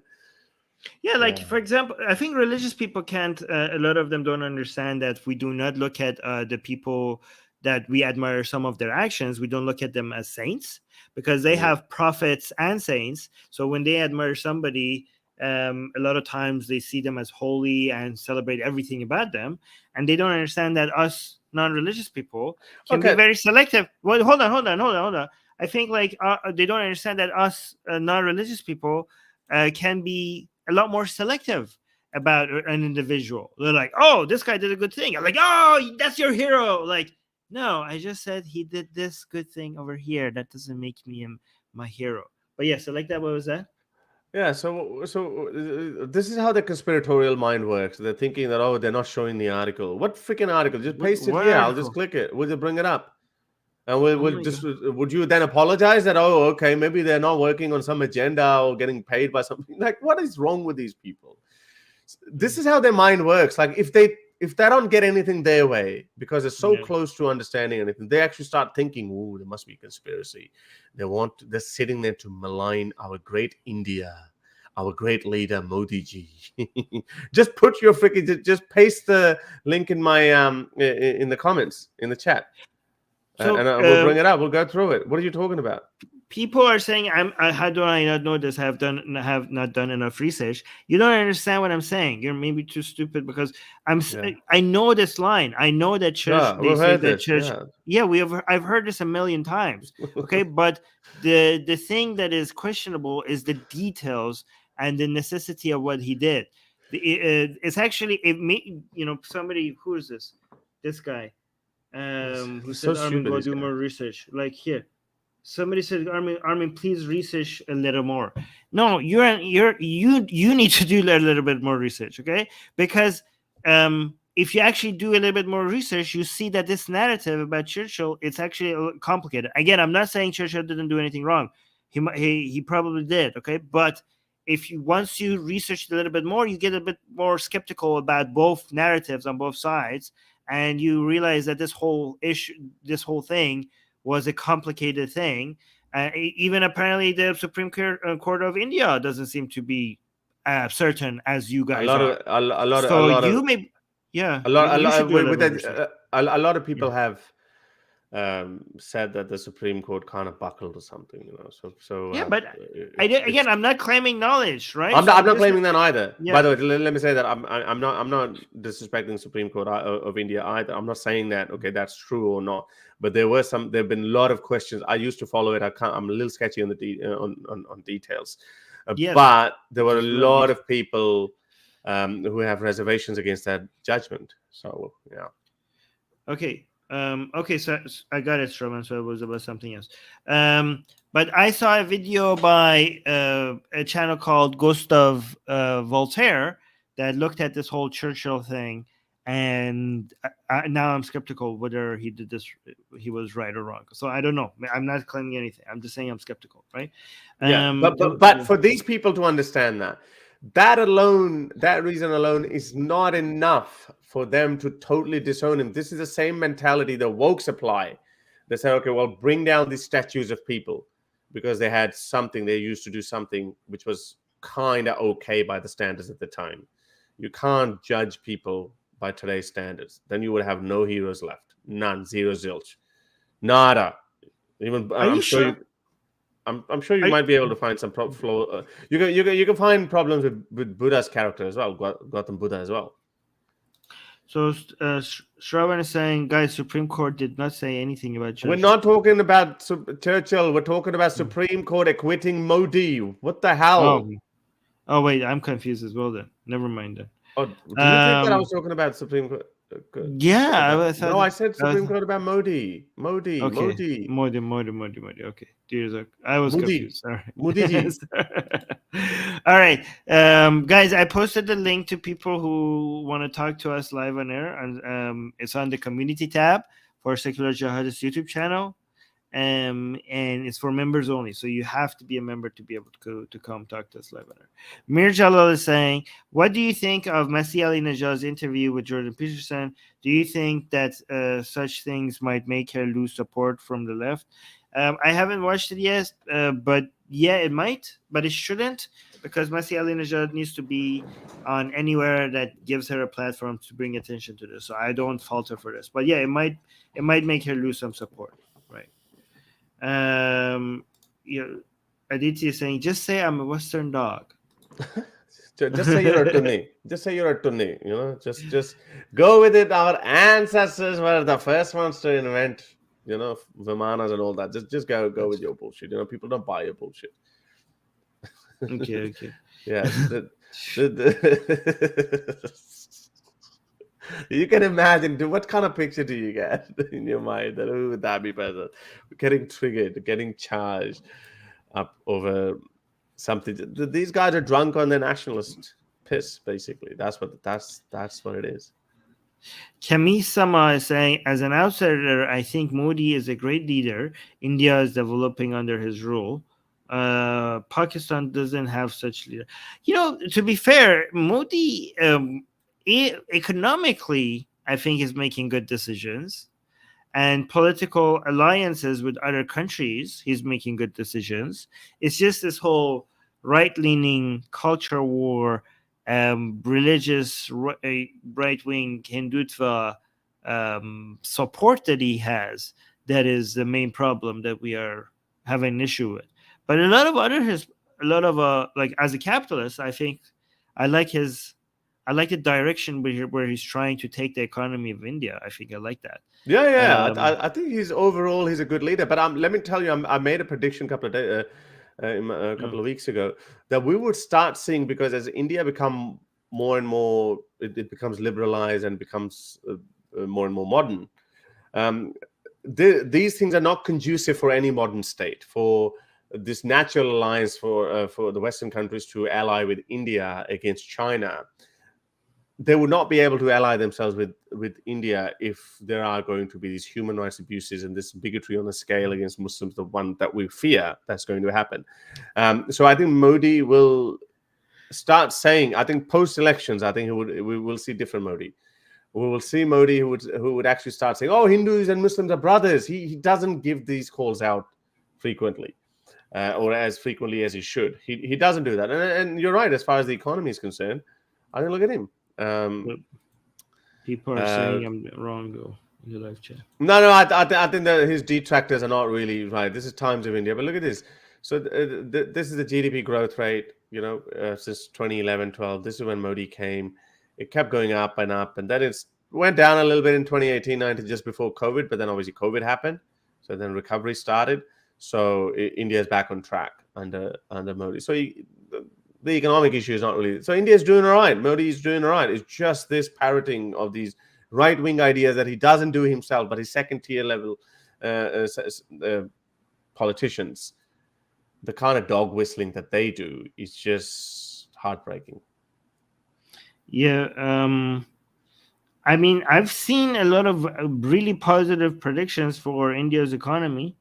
I don't know if that's because of Modi or not, but things are looking pretty good. India is seeming to become an economic superpower in the near future.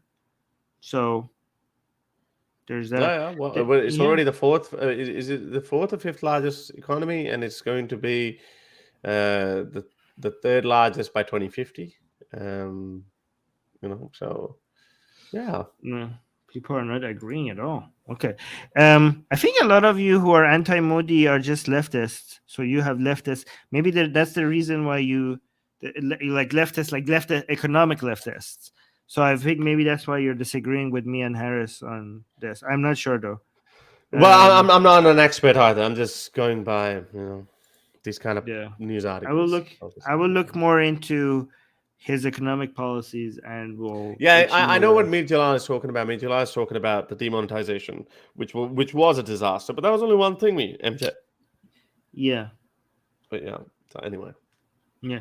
There's a comment here that I wanted to highlight, but it's not showing up on stream. It's showing up on my phone, but it's not showing up on StreamYard. It's saying, if the revolution works out, would Armin ever want to go back to Iran? Yeah, he said it.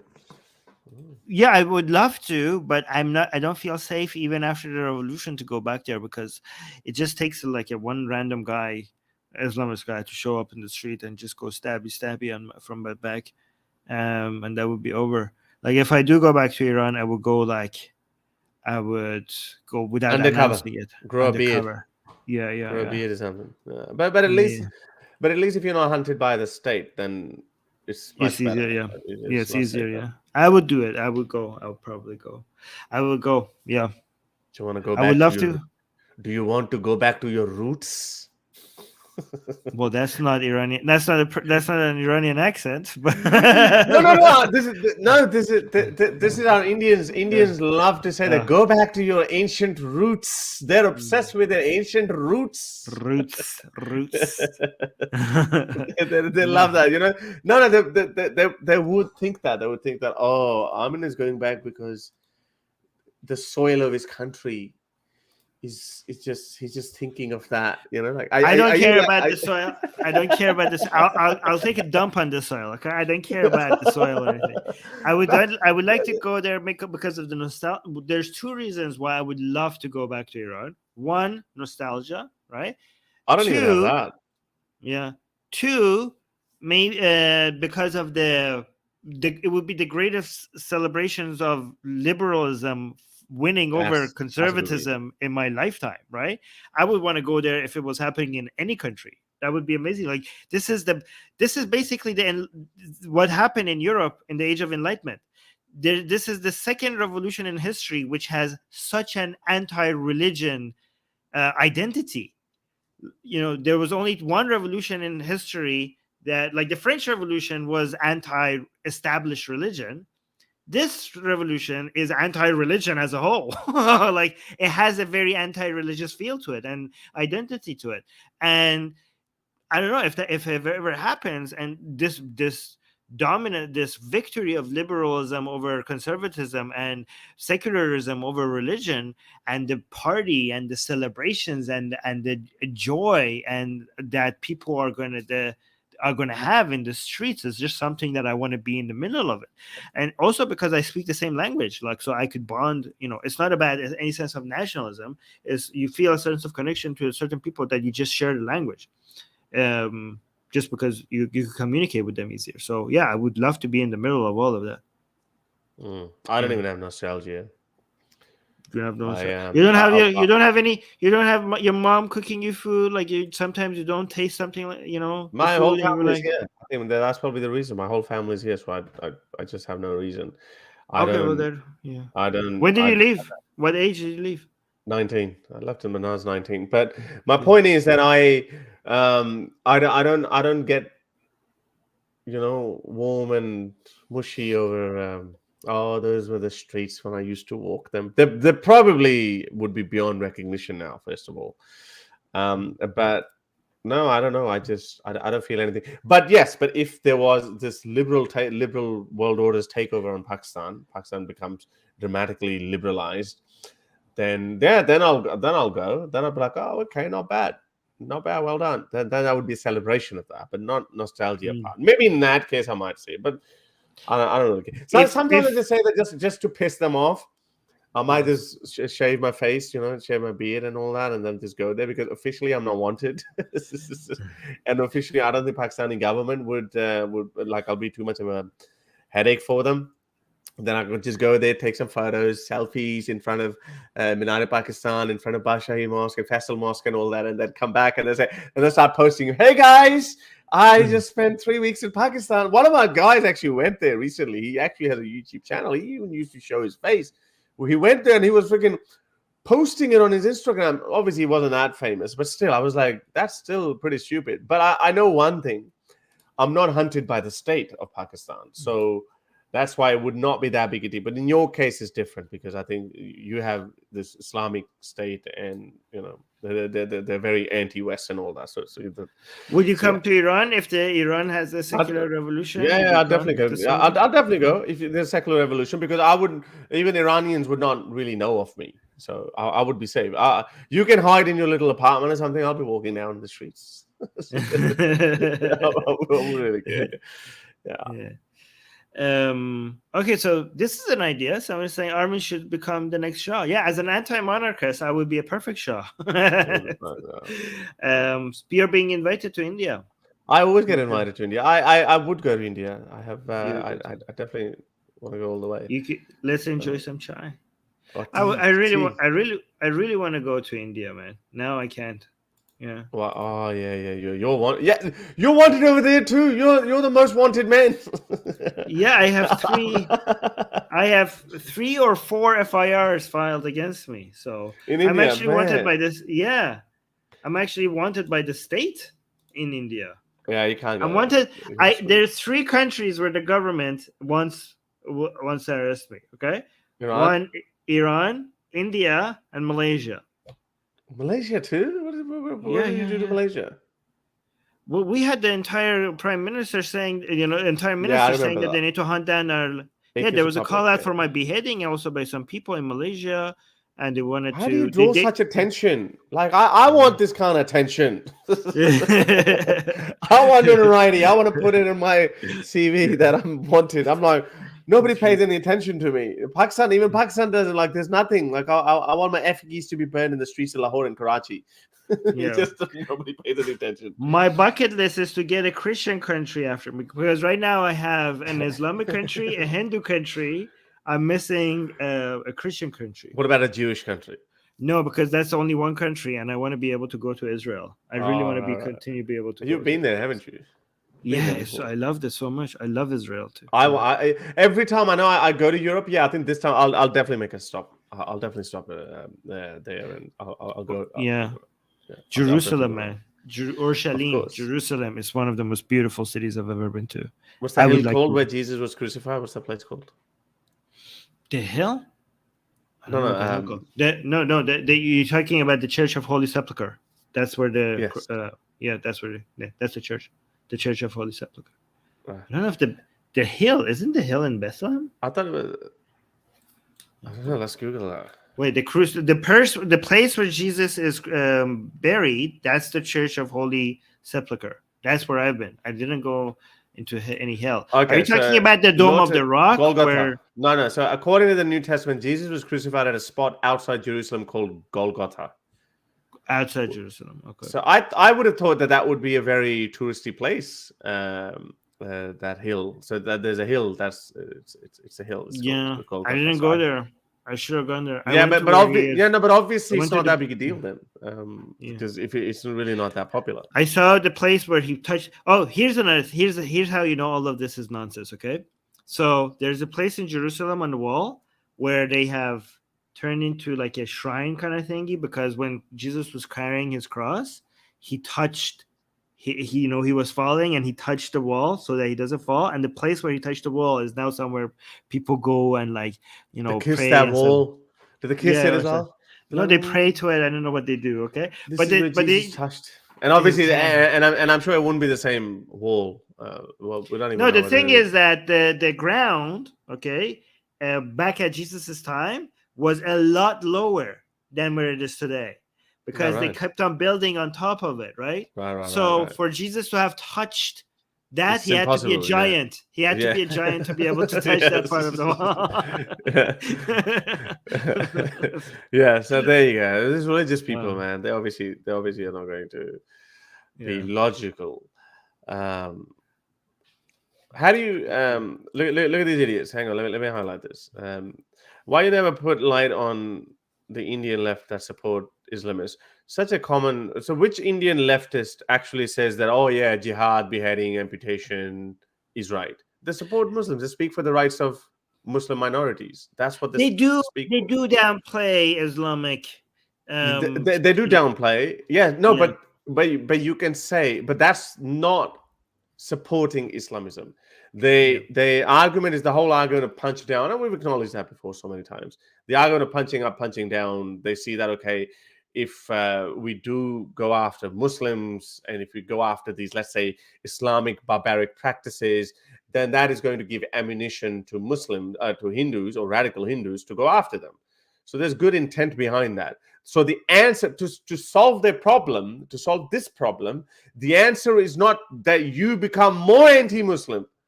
The solution to that problem is you become more civilized and you say, no, we are not bigoted towards Muslims. You start condemning these bigoted attacks against Muslims, and then you say, then you go after the Islamic these Islamic barbaric practices and ask these Indian leftist journalists. You send them, are you in favor of beheadings? Are you in favor of women being beaten up by their husbands as per Quran 434? Just attack the theology of that. So we don't do that. These people just make such absurd. Yeah, I know. I think the Indian leftists. Prometheus is an Indian leftist. He's like, we don't. Yeah, they don't. I have never seen an Indian Indian leftists who would actually defend barbaric Islamic practices that we have educated a lot of Indians about. I have never seen any Indian who would actually support us. So this is just a cop-out. Oh, we are becoming more extremist because the liberals of India support Islamists. Oh, by the way, what's wrong with Islamist? Islamist just mean being an Islam. I'm just going to employ these Hindutva logic, because Hindutva just means being Hindu. Islam is just following Islam. What's wrong with that? Jihadi might be a problem, but what's wrong with Islamists? But we know what's wrong with Islamists, but and that's exactly what's wrong with Hindutva as well. Anyway. Blue Rain is saying, I have seen Indian leftist Twitter support Muslims, and some also call Ambedkar Islamophobic. I mean, Ambedkar, so that's unfair. Ambedkar was anti-Islam mostly. Like, Ambedkar was like very, you know what? Just make India based on Ambedkar values. You know, everything would be amazing. Everything would be amazing. Like, I think like the leftists could learn a few things from Ambedkar's anti-Islam stance, right? And the Hindus could learn a few things from Ambedkar about his anti-Hindu stance, okay? The only criticism I have for Dr. Ambedkar, I mean, maybe it shouldn't be a criticism. I do notice, like, I do realize that to sell Enlightenment values cannot be packaged in India in the way that it was there, because it seemed too Western and too foreign for a country that is coming out of and being independent from the British, coming and telling them, oh, here are the better values, and selling them as values that are coming from European countries was not an easy thing to do. So I used to be critical of Dr. Ambedkar because I've thought like, hey, why did you have to repackage these ideas under Buddhism, right? Because these ideas are not Buddhist. These are not Buddhist ideas. These are Enlightenment ideas. But I realized the reason why he had to do that is because there's such an aversion to these concepts coming out of the West. So he kind of just took them and just said like, hey, these are Buddhism, even though they were not Buddhism. So it was kind of clever. But yeah, I think like, you know, but also there's nothing wrong with supporting Muslims. The only problem is like, we're not like, if you're like, oh, the left was supporting Muslims. Well, good. Support Muslims, support Hindus, human rights, speaking for human rights people. Of Muslims. Yeah, but just there's don't nothing support wrong in Islam. speaking for the human rights of Muslims. Speaking for the human rights of Muslims is not equal to supporting Islam. Yes, they do encourage you to be careful because Muslims are such crybabies. If you criticize Islam or whatnot, then they become then Muslims become really angry. They've drawn a red line. So so they're a bit more sympathetic towards it. But again, we're leftists, right, Armin? We're leftists. Yes, we are. We are leftists. Yeah, exactly. We're crapping on Islam all the time. Yeah. So. By the way, it's so bizarre that you get called a bigot, Harris, when you're constantly telling people you're calling out bigots all the time. So I think it's very unfair when people. Are you referring to that idiot Jawad Hashmi? But did you see by the end of it how he... When I saw him calling you a bigot, I was like, that is so unfair. That is so unfair. But it just didn't matter at that point. Someone actually took a clip out of that little section and he did that. So he misquoted me. And I caught him red-handed with his pants on fire. That he said that Harris, you once said, because he came well prepared with these quotes, and I guarantee I caught him. I said that somebody prepared that for you. You didn't do it yourself, because in that video. So basically, he quoted me saying that you are more likely to become a white supremacist if you look at Muslims. So I said, that doesn't sound like me. I couldn't remember that. I said, that doesn't sound like me that I would say that. If you look at just Muslims, you should become white supremacists. So I said, what was it? And then he remembered. So I remembered Muhammad Hijab. I said, in that video, I specifically said that if a white man only sees Muhammad Hijab's version of Islam, then he's more likely to only become a white supremacist. Meaning, this is not Muhammad Hijab is not a good reflection or a good face of Islam. That's what I said. And he was like, oh, okay, in that case, it's okay. So, but I didn't want to let it go. I said, yeah, see, somebody else did your homework. You didn't do your own homework. So yeah, but then this is why he was just going into He said, you called your own country of birth, Pakistan, barbaric. I said, well, yeah, it is. This is a white man's narrative. No, it's my narrative too. I mean, like this Aditi idiot, whoever that is, he was saying that, oh, your country will be gone by 2030. Oh, okay, well, even if it's gone, I know you idiots would celebrate that. I would not celebrate that, but it doesn't bother my personal life. I don't care. But I think it would be worse for you guys, because 250 million Muslims who would be angry, and a lot of them would be like all these groups, these terrorist groups would be on the loose. Good luck dealing with that. And that's going to have fallout on India as well. So these idiots, because they hate Pakistan so much that they want Pakistan to disintegrate, India would suffer a lot if Pakistan disintegrates. There would be so many Islamist jihadi groups that would be there would be no control over them. Right now, they're controlled. There's Pakistan army watching over them. I think it's fair for us to be. I think when people are talking about Islamic terrorism in North America, I think that is a lot of that fear is unfounded. I think when they talk about Islamic terrorism in Europe, a lot of that fear is unfounded. I even think when they talk about Islamic terrorism in Israel, a lot of that fear is unfounded. But when it comes to Islamic terrorism in Iraq, Afghanistan, and especially Pakistan, I think that fear is very founded. Like, we're talking about Pakistan potentially. Wait, no, don't highlight. We don't agree with that. God damn it. No, but I'm just going to criticize that. Look at that idiot. Yeah, this is how stupid they are. I think they're like 17-year-old idiots just sitting, in the little slum. I don't know how they got how you got your internet connection. You people, idiots, so stupid. Even if you do that, then the nuclear fallout would be in your direction. This is how stupid they are. It's just so stupid. I mean, Pakistan will become a failed state, which would be a devastating thing in your neighborhood for the rest of your existence. Your economic, like, you will never be the same country that you were ever again. Wow. The instability, like, it's actually, I think, like, a lot of Indians and a lot of Pakistanis don't understand how much it is within their interest for the other country to succeed. Oh yeah, like India, it is within the best interest of India for Pakistan to be successful, and it is within the best interest of Pakistan for India to be successful. You guys need each other. You have no idea. I think the state of India does know this. I think the state of India does recognize this, but these low-level idiots, that's why I say a lot of people. No, but I'm saying that the sophisticated politicians, they probably know that. Their Indian politicians or the state of India is far more mature in this issue. Pakistan has this irrational fear of India. Oh, they are mortal enemies, blah blah blah. It's enshrined in their doctrine, which is obviously irrational.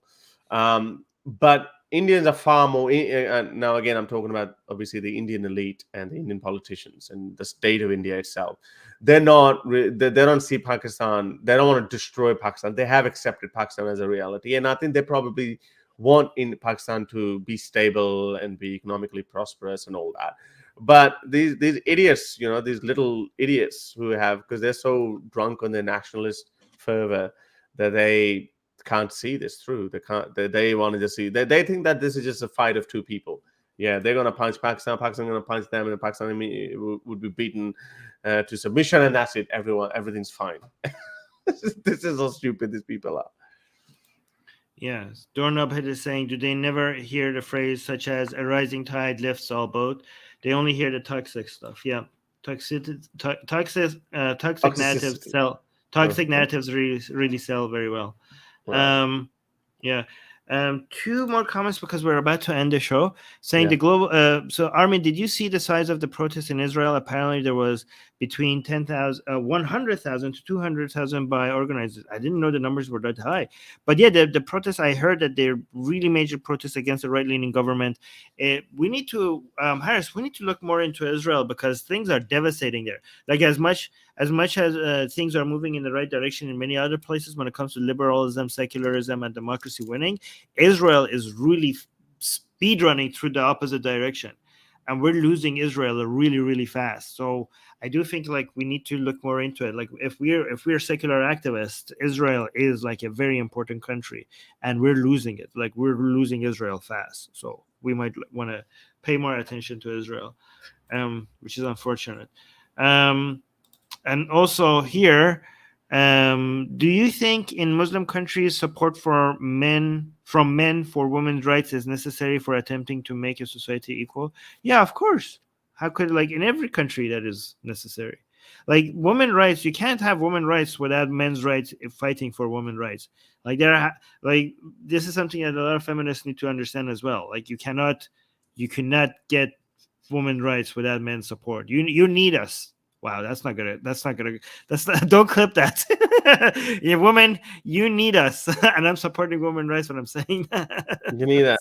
You women, even to fight for your own rights, you need men. Yeah.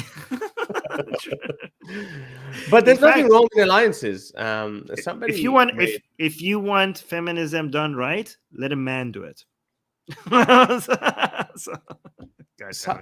Somebody made a meme and they sent it to me. I'm just gonna show that, and I say there's nothing wrong with that. These people.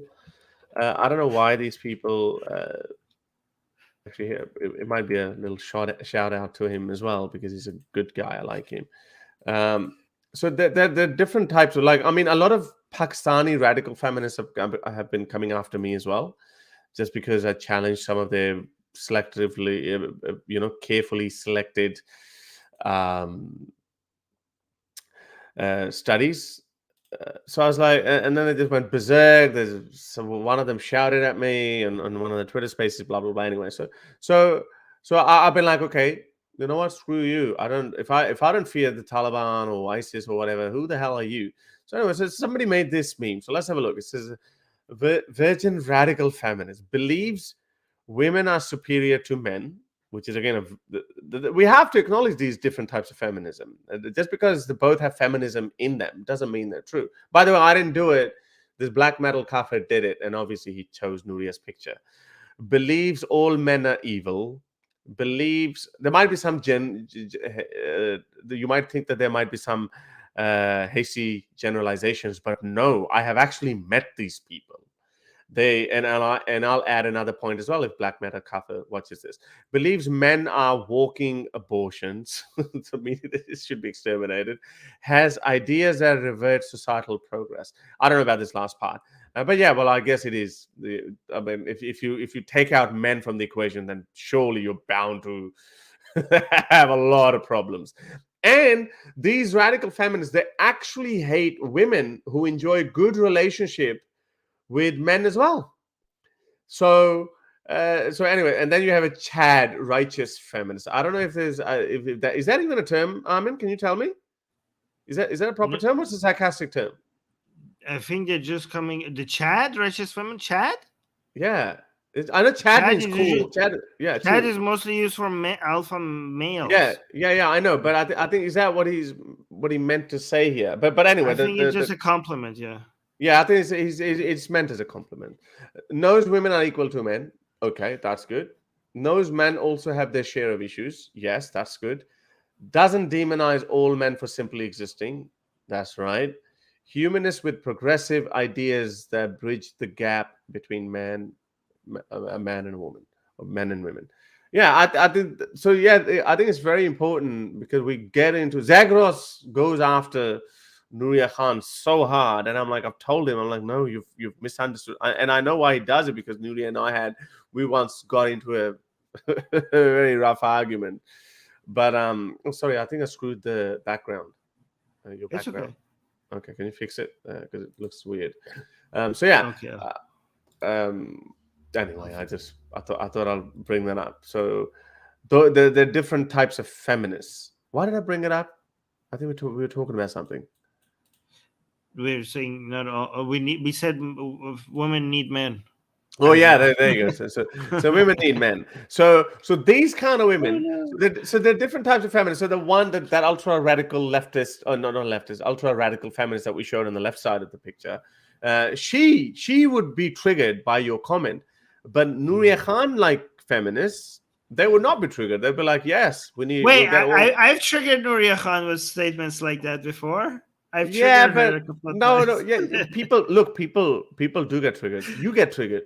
We all get triggered. But then the point is, can we be convinced in light of better arguments? And So yeah, I don't know about her argument about Islam has been more dangerous. Yes, that's what I triggered her on.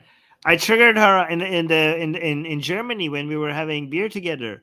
I told her that Islam is more anti-male than anti-female, and she was triggered. Am I missing something? Dave is saying this is a bad meme. This was the worst meme ever. Exactly, House. What are you talking about? I don't know. I think it was meant as a compliment. I'm not sure about this label of Chad righteous feminist. Righteous usually is not right. Like, I mean, the titles are weird. Chad righteous feminist is. I don't think that's a good thing. But knows women are equal. Oh, knows. Okay, maybe there could be something like this. They might be taking Nuria Khan down here by saying knows. Like, I mean, she knows for a fact women are equal. But we do want to create a society where human beings are equal, including women and men and women. I know men and women are equal too. But by that, I mean... I think Dave is thinking that we're attacking Nuria. This is the Dave is like, Nuria tore into you. He's defending Nuria. Dave, this meme is a compliment to Nuria. Yeah, I know. What the hell? I think you're not. I think you're not understanding the meme. I think it's a term. I think that Dave doesn't understand what's happening here. Nuria didn't tear into me. Nuria and I are very good friends. I think he's becoming defensive over Nuria. Doesn't understand that the meme is. Maybe Dave is being. Is now? Are you now? Do you like do you like the meme now more, Dave? Now that you know that it's in defense. Yeah, I know. It's pro Nuria, man. Yeah. I don't know. Oh, look at this. Yeah. People are never equal. No, people are in societies. We treat them as equal. Of course, Shaq O'Neal is 7 foot tall, and you're 5'8". Then should you not be considered equal in the eyes of the law of the land? Like what's? Yeah. So when people people don't. Yeah. So the phrasing is kind of problematic. I agree with that. When this whole equality, it's often phrased as everyone is equal, and people are not equal. Okay, people are not equal in any sense, in most senses, right? But what is meant to be said, and what it should be said more accurately, is that people are equal in front of the law.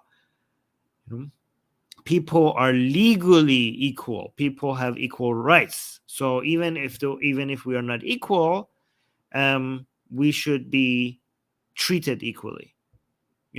Legally treated with equal rights. We should have, basically, it's a promotion of equal rights, not equal talents, not equal abilities, not equal anything else. It's equal rights. That's what we are advocating for, right? We have like Jamie's saying, people are never equal, but they're meant to be. They're meant to be treated equally before the law. Before the law. Yeah, that's it. That's what we meant. This is why people get so caught up in labels and all of that. It's like, with Black Lives Matter, people are getting, all lives matter. Well, the point of that is there is systemic racism. There is a view, even if it's a perception, that Black lives are not treated equally. So that's what we would mean to say that Black lives also matter. But then, and I think Barack Obama said it, that he said that we should have said Black lives also matter, something like that, I think, which is like, yeah, fair enough. But a lot of these slogans are created usually for the simplicity, what's catchy, and not necessarily it's very accurate. And then people realize when other people critique that, and then they go, oh, okay, it wasn't a good label. For example, my body, my choice. Oh, what do you mean? Like, get the freaking point, okay? Just look at the point, what's meant. And some people might say that about us, like Islamophobic.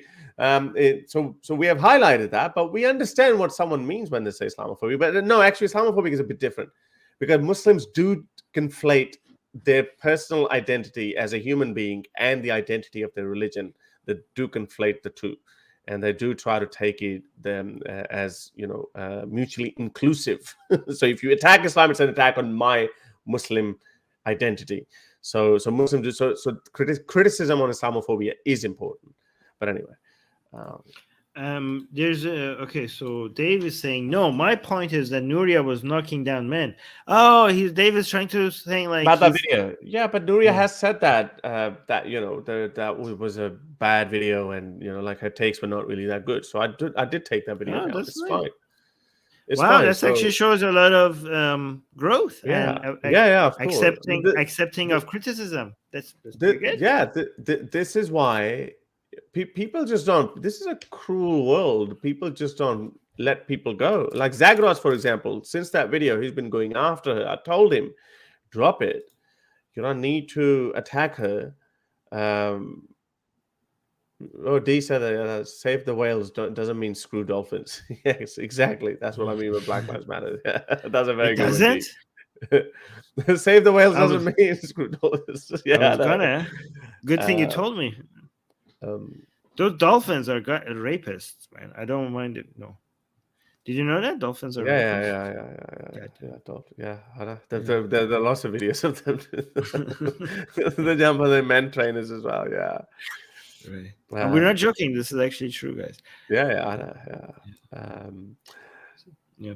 Anyways, we should end this. We are already over 2 hours. I was going to talk about something. Oh, should we talk? Should we talk about this guy? He's a known. Wait. Let me clarify this. Dolphins are what? They're rapists. They rape.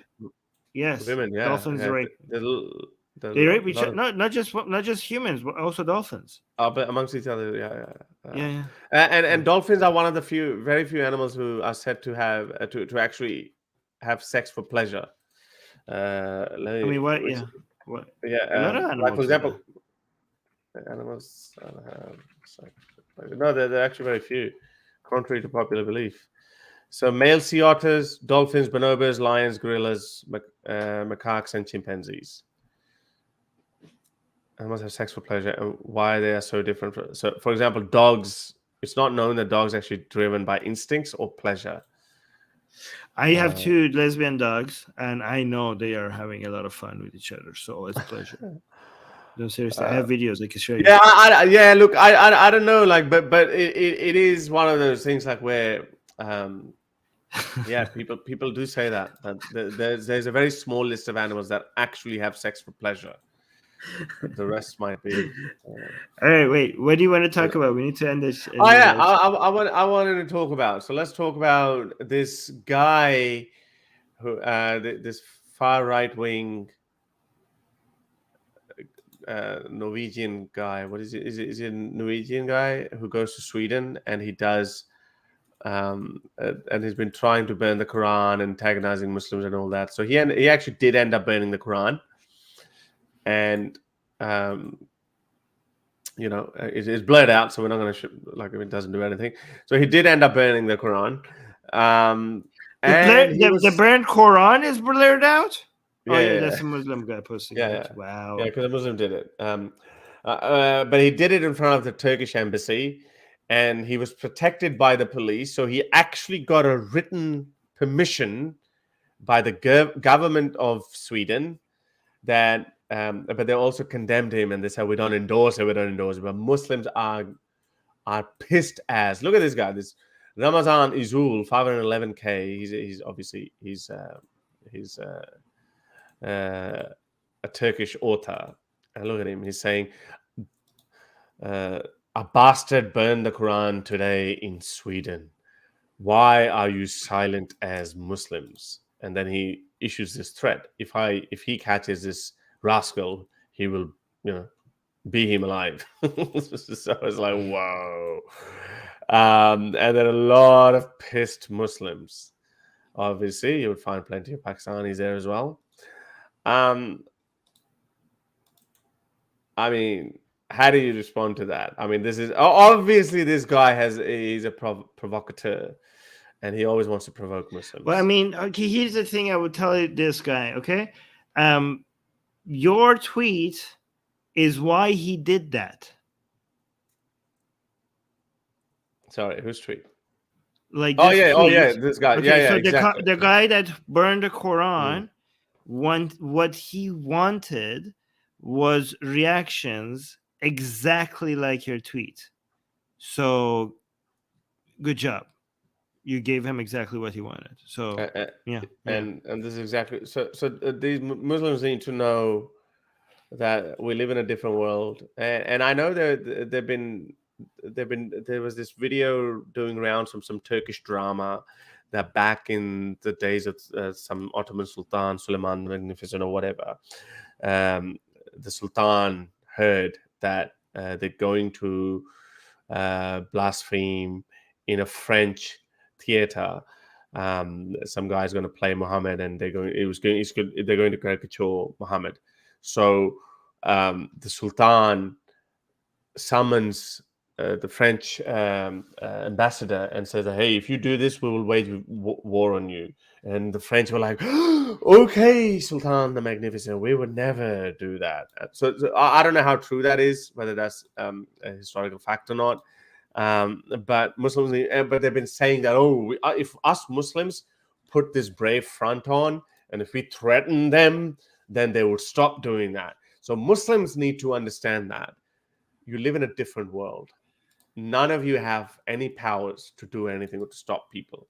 And this is just not going to happen. The only way to stop that is by not reacting. This is it. You have absolutely no other choice. This guy is a known provocateur. Like, as I said, he's a far right-wing, anti-immigration, right-wing bigot, this guy.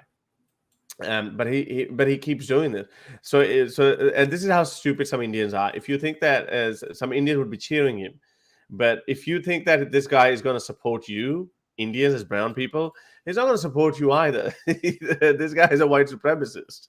This is why I always look at these Indians who support they only go after Muslims because they're the loudest ones. It's easy. It makes more sense to go after Muslims. But for example, the Fraser Anning, the Australian senator who went after Muslims after New Zealand Christchurch massacre, the guy said that bring back the white Australia policy. And Indians were cheering him because he made some anti-Muslim bigoted remarks, and a lot of Indians were cheering him. I was like, you freaking idiots! He doesn't like you either. So anyway, just one question. I'm going to leave it for Muslims. You're angry. Muslims are angry that this guy burnt the Quran and blah blah blah. But I personally don't endorse this kind of behavior because I know what's the intent behind this is. I personally don't do it, but I think this is a stupid way, the way Muslims behave or react. But there is a logical question to be asked here. Where is Allah? Why did Allah not stop this guy or strike him down with a bolt of lightning or something? Oh, there's an Why easy did he answer not? to that. I can't answer. The Muslim answer is like he did not guarantee. Yeah. No, he's a test for you. He's waiting to see who will defend the religion. He's leaving it to you. Unfalsifiable claim. Yeah, of course. Look at this. Look at this comment. How is this guy different from Armin? What? Because I burned the Quran as well, so this guy burns the Quran, and he thinks that we're the same. I just told you that the only reason why I do not endorse it because I know the motivation behind that guy. He's a white supremacist. He's anti-immigration. He doesn't like brown people. It's Saravan Chaitanya. I think I don't know what part of India that name is from. He doesn't like you either. Armin is not racist. so there's a huge difference between Armin and. Hey, go watch my Quran burning video. Okay, just search. Quran eating video. Yeah, I don't know if that video is on YouTube because I think YouTube was against. Don't show it on YouTube. Am I get flagged? No, but my Quran burning video is on YouTube with no problem, right? Don't show on my channel. Okay, so you search for Armin Navabi, why I burned the Quran. Okay, watch that video. You can share the screen. You can share the screen so people can see what that is. What videos look for. Here, hold on. Just let me. But don't play it. Yeah. You ate the Quran as well. Yeah, there you go. Yeah, no, but let me focus on this because this is a stupid question. Okay, you go watch this video. Why I burned the Quran. And search for Armin Navabi burning Quran and watch this video, okay? And then if you do not understand the difference between me burning the Quran and that guy burning the Quran, then I don't know what else to tell you. Then you're an idiot. Yes, that's what you want to say. Then you're an idiot. No.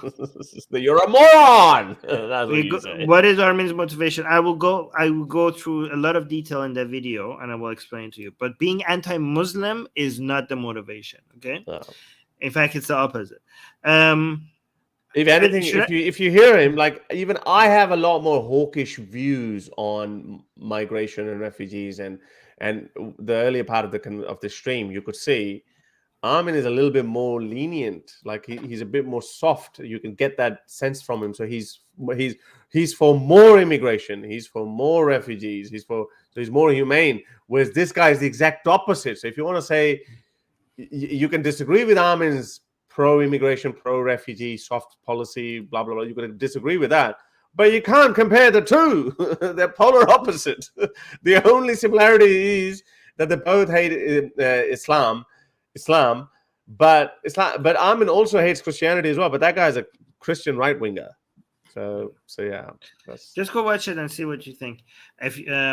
All right, we need to end the stream, but there's a question. I want to share the screen. I don't know if this is safe. Okay, so Vishal is saying lesbian dogs. I never heard about it. Is it really true? So I have 2 girl dogs. I have 2 daughters, and they are very attracted to each other, and they constantly go at each other. They constantly hump each other. Okay, 2 girl dogs. Is that something I could show? I have the video. I want to show it to. Do they identify themselves as males? Why are they humping each other? They're girls. They're girls. Yeah, but girls don't hump. Female dogs are not supposed to hump. They're supposed to be humped on. That's what I'm saying. Do they use that? Put it on Twitter and say my female dogs identify themselves as male dogs. No, can I show on YouTube? I think no, you can't. You can't. Animals you can't show. No? Yeah. No. Animals humping each other you can't show. No, sexual innuendos or something. It's just there's a lot of. Okay, fine. See, I was not just me, you sir. See, it's like no, Armin, no. Yeah. Okay, so the video I wanted to show shows one of them humping the other one, and the other one waiting for the other one to finish, and then when she's done, then the other one goes down, and then they take turns. It's so cute. They're cute little puffy puffballs, and they're just so cute when they hump each other, right? So, I'm so proud of them. When it comes to gay Pride Month, I want to get them rainbow outfits because I have lesbian dogs. I want to celebrate my lesbian babies. But yeah, so should we? I don't know if it's like, oh, they take turns, so sweet. Yeah, they used to run away when the other one humped them, but now because they realize that that's exactly what they want to do to the other one, they wait for the one of them to finish and then they take turns. So yeah, so it's all natural. Yeah. What about this one? Do you know why pork is banned in Islam, or why is it haram? Yes. Why? Why is it haram? Do you want the real reason or the Islamic? I want the real reason. What's your understanding of Islam? Why Islam banned? Oh, you want the Islamic narrative, not the real. Yeah, sorry, Islamic narrative. Yeah, sorry. Oh. Yeah, I want Islamic narrative. Well, because it's najas. It's najas. It's the pork. The meat is najas. There are 11 things that are najas in Islam, and pork meat is one of them. And you can't eat anything that is najas. Other things being dog, blood, cum, alcohol, non-Muslims, dead people. So these are all najas things. Poop, a pee. These are all najas, and you can't eat them. And if you touch them, you have to wash the area that you have touched before you could pray again. Pork. So if you touch pork, you have to wash the area of your body that has touched the pork before you could, or a pig or a live pig, before you could pray again. And it's haram for you to eat anything that is najas. So that's the Islamic narrative. But there's an actual reason. This is not the real reason, but there's an actual reason. This is the Quranic verse you're talking about. Prohibited for you are carrion blood, the flesh of swine, and those upon which a name other than that of Allah has been invoked at the time of slaughter. So that's one Quranic verse. Obviously, there's another one as well where this is mentioned, 6/145.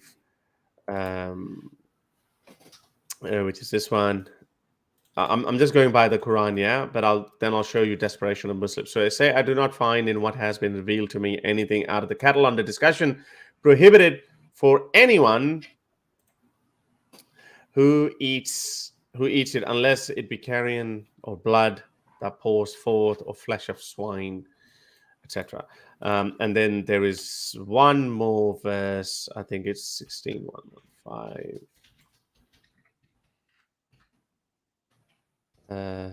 He has but prohibited for you to carry in the blood, the flesh of swine, what has been invoked upon with a name other than that of Allah. Okay, so we get this indication in the Quran that it is just prohibited. Okay, it's dirty, it's whatever, it's not clean. That's the reason. Are we steel manning the Quranic narrative at least? Nothing else has been mentioned. Yeah, I think so. Yeah. Well, there's a historical.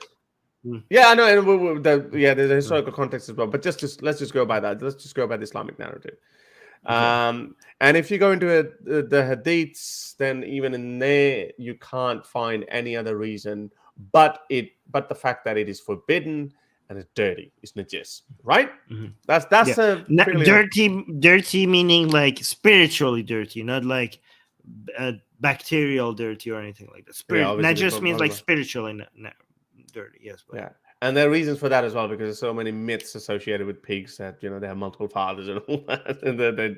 Okay. Anyway, so Muslims are so desperate that if something is discovered today and it is in line with their religious orders, then they say, aha, that's the reason. Like, for example, the simplest example is if I tell you that you wake up every day at 5 a.m. and do this. Just do this. And in 50 years' time, 100 years' time, someone discovers that anyone who does this in the morning is going to have his IQ increased by at least 5 or 10 points. Let's just say that, Then if I have disciples and blind followers, they would say, aha, see, that's why Harris said that go do this in 5 o'clock in the morning. But I might be saying that just because, like it's a good stretch or something. It's like an exercise. I might be doing it for that. But people tend to make up reasons. It's called post hoc rationalization. People do that. Muslims do that with fasting as well. For example, there have been known benefits of fasting, not the Islamic way of fasting, but because I think reducing your water intake has never been recommended. But yeah. So, but there's some other benefits of fasting. Even so, basically, what Harris is saying, even if there are some benefits to fasting, Islamic type of fasting is horrible for your body. Yeah. So, but then you discover that then Muslims say, aha, see, Prophet Islam told us to fast. Look at the health benefits.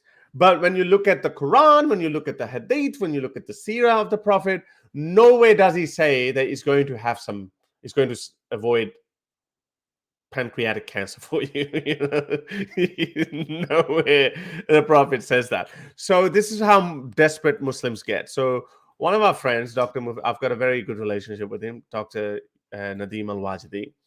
So he showed this, that it's an independent news article. Bacon and alcohol increase stomach cancer risk. So basically, it's a carcinogen, and bacon and alcohol increase stomach cancer. So he picked bacon, yes, pork, no. My God. Yeah. So you get, well, really? No, I think pork might have some sort of meats. Everything has some. No. I read something else as well. I'll show you. Okay. So anyway, he said there's new studies that disputes that, but go on. Sure. Okay. Fair enough. And I have. This is why I'm saying this is stupid line of reasoning that Dr. Wisely is applying. I mean, what causes more like what is a more cancer risk that is not haram in Islam? Cigarettes, smoking. But then they would say it wasn't invented back then. What are you talking about? They burn things and inhaled it all the time. Hookahs or the different shishas? Things people burn. People have been burning and inhaling stuff forever. Yeah, well, true. Yeah, Prophet Muhammad, like, because Prophet Muhammad gave a very clear advice on tattoos. He said tattoos are haram. Tattoos are not good. So he could have Also, said something, burning alcohol was tobacco or not something. specifically haram. It was wine that was Yes, haram, that's and another that was argument. But even wine is not haram. The word is not haram. In the Quran, it actually says, "Do not go near alcohol." Or do not have alcohol, but the haram word is not used, or forbidden word is not used for alcohol. But again, like, I get the point. I don't think that's a very solid point. But the point here is, this is a bad line of reasoning. That they both are haram in Islam for this reason, out of many. So if we go by that, then I said, well, these are some other diseases associated with meat: E. coli, BSE from with the bovine spongiform encephalitis. I don't know what that is, but I'm assuming by the name that it's a horrible disease, judging by the name. From beef cattle, trichinosis from pork, salmonella from poultry. Obviously, if it's not cooked properly, scrappy from lamb and mutton, and not to mention, there is. Where is Harris Sultan? There are some other types of meats as well that are listed as pork. carcinogens. For So here's the example, thing. red meat. Let me finish this point. Red meat, such as beef, lamb, and pork, have been classified as Group 2A carcinogen, which means That has been disputed. That has been Okay. disputed. The point is that pork, whether it's bad for you or good for you, it's not uniquely bad for you over other red meat. Okay, so any fault that you could find with pork, okay, in generally, would be same thing would be with cow meat. So if Allah wanted to protect you from red meat, why did He specifically focused on pork and not cow and beef, not on beef? Yes. Yeah. We have blood pressure, cholesterol. There's so many other problems with other types of meats as well. So you just cannot say that. So he did respond to that, and he said, "Well, I'm not saying that this is the only reason." I said, "Well, you kind of are. I mean, if you go by, that's a cop out. I say I didn't say that health is the only reason to make these two things haram. It can be one out of many reasons." I said, "Well, can be." Kind of suggested that, yeah. Yeah, I said, can be, unless it's specifically said it can't be, because if it was, then why not other meats too? And we know that specifically, it is just said that this is najis. Stick with that, right? It's dirty, right? Spiritually dirty animal. Dr. Javed Ghamdi says that if you eat certain animals, then you are going to adopt their characteristics or something. So, I mean, there are all kinds of stupid ideas. But anyway, so this is how desperate Muslims get when they so desperately want to prove that their religion has some divine knowledge when it doesn't. Yeah. All right, we need to end the stream here. Okay. Let's just end it. Yeah. That was a good last stuff. I want to start talking about red meat and health, like the research. I know people would get bored of it, so I'm going to stop myself because I am very obsessed with health and stuff, so I'm not going to get into it, bro. But I won't. No, I wouldn't even start. Okay. Anyway, so I'm going to end the stream here. But guys, please like the video. Please make sure you subscribe. Please make sure you hit the bell notification. Once the stream is over, please leave a comment. If you are financially secure, consider supporting Harris Sultan's YouTube channel or Secular Jihadists YouTube channel. Both channels have YouTube memberships. Both channels have Patreon accounts. Both channels have PayPal accounts. Link to all of that is in the description. But again, do not support any of us or any other content creator financially. If you're struggling financially, please be responsible and take care of yourself. If you are even slightly struggling, okay, you could support us by just liking the video. That will help us grow the channel. So just do that. Anything else you want to add, Harris? No, that's it. Yeah, we're good. Good stream. Yeah. See you next week. Enjoyed it. Oh no, right, not next week. We'll see. Because next Sunday, I'll be watching. This time I'll be watching tennis grand final. So hopefully we'll do it the day later.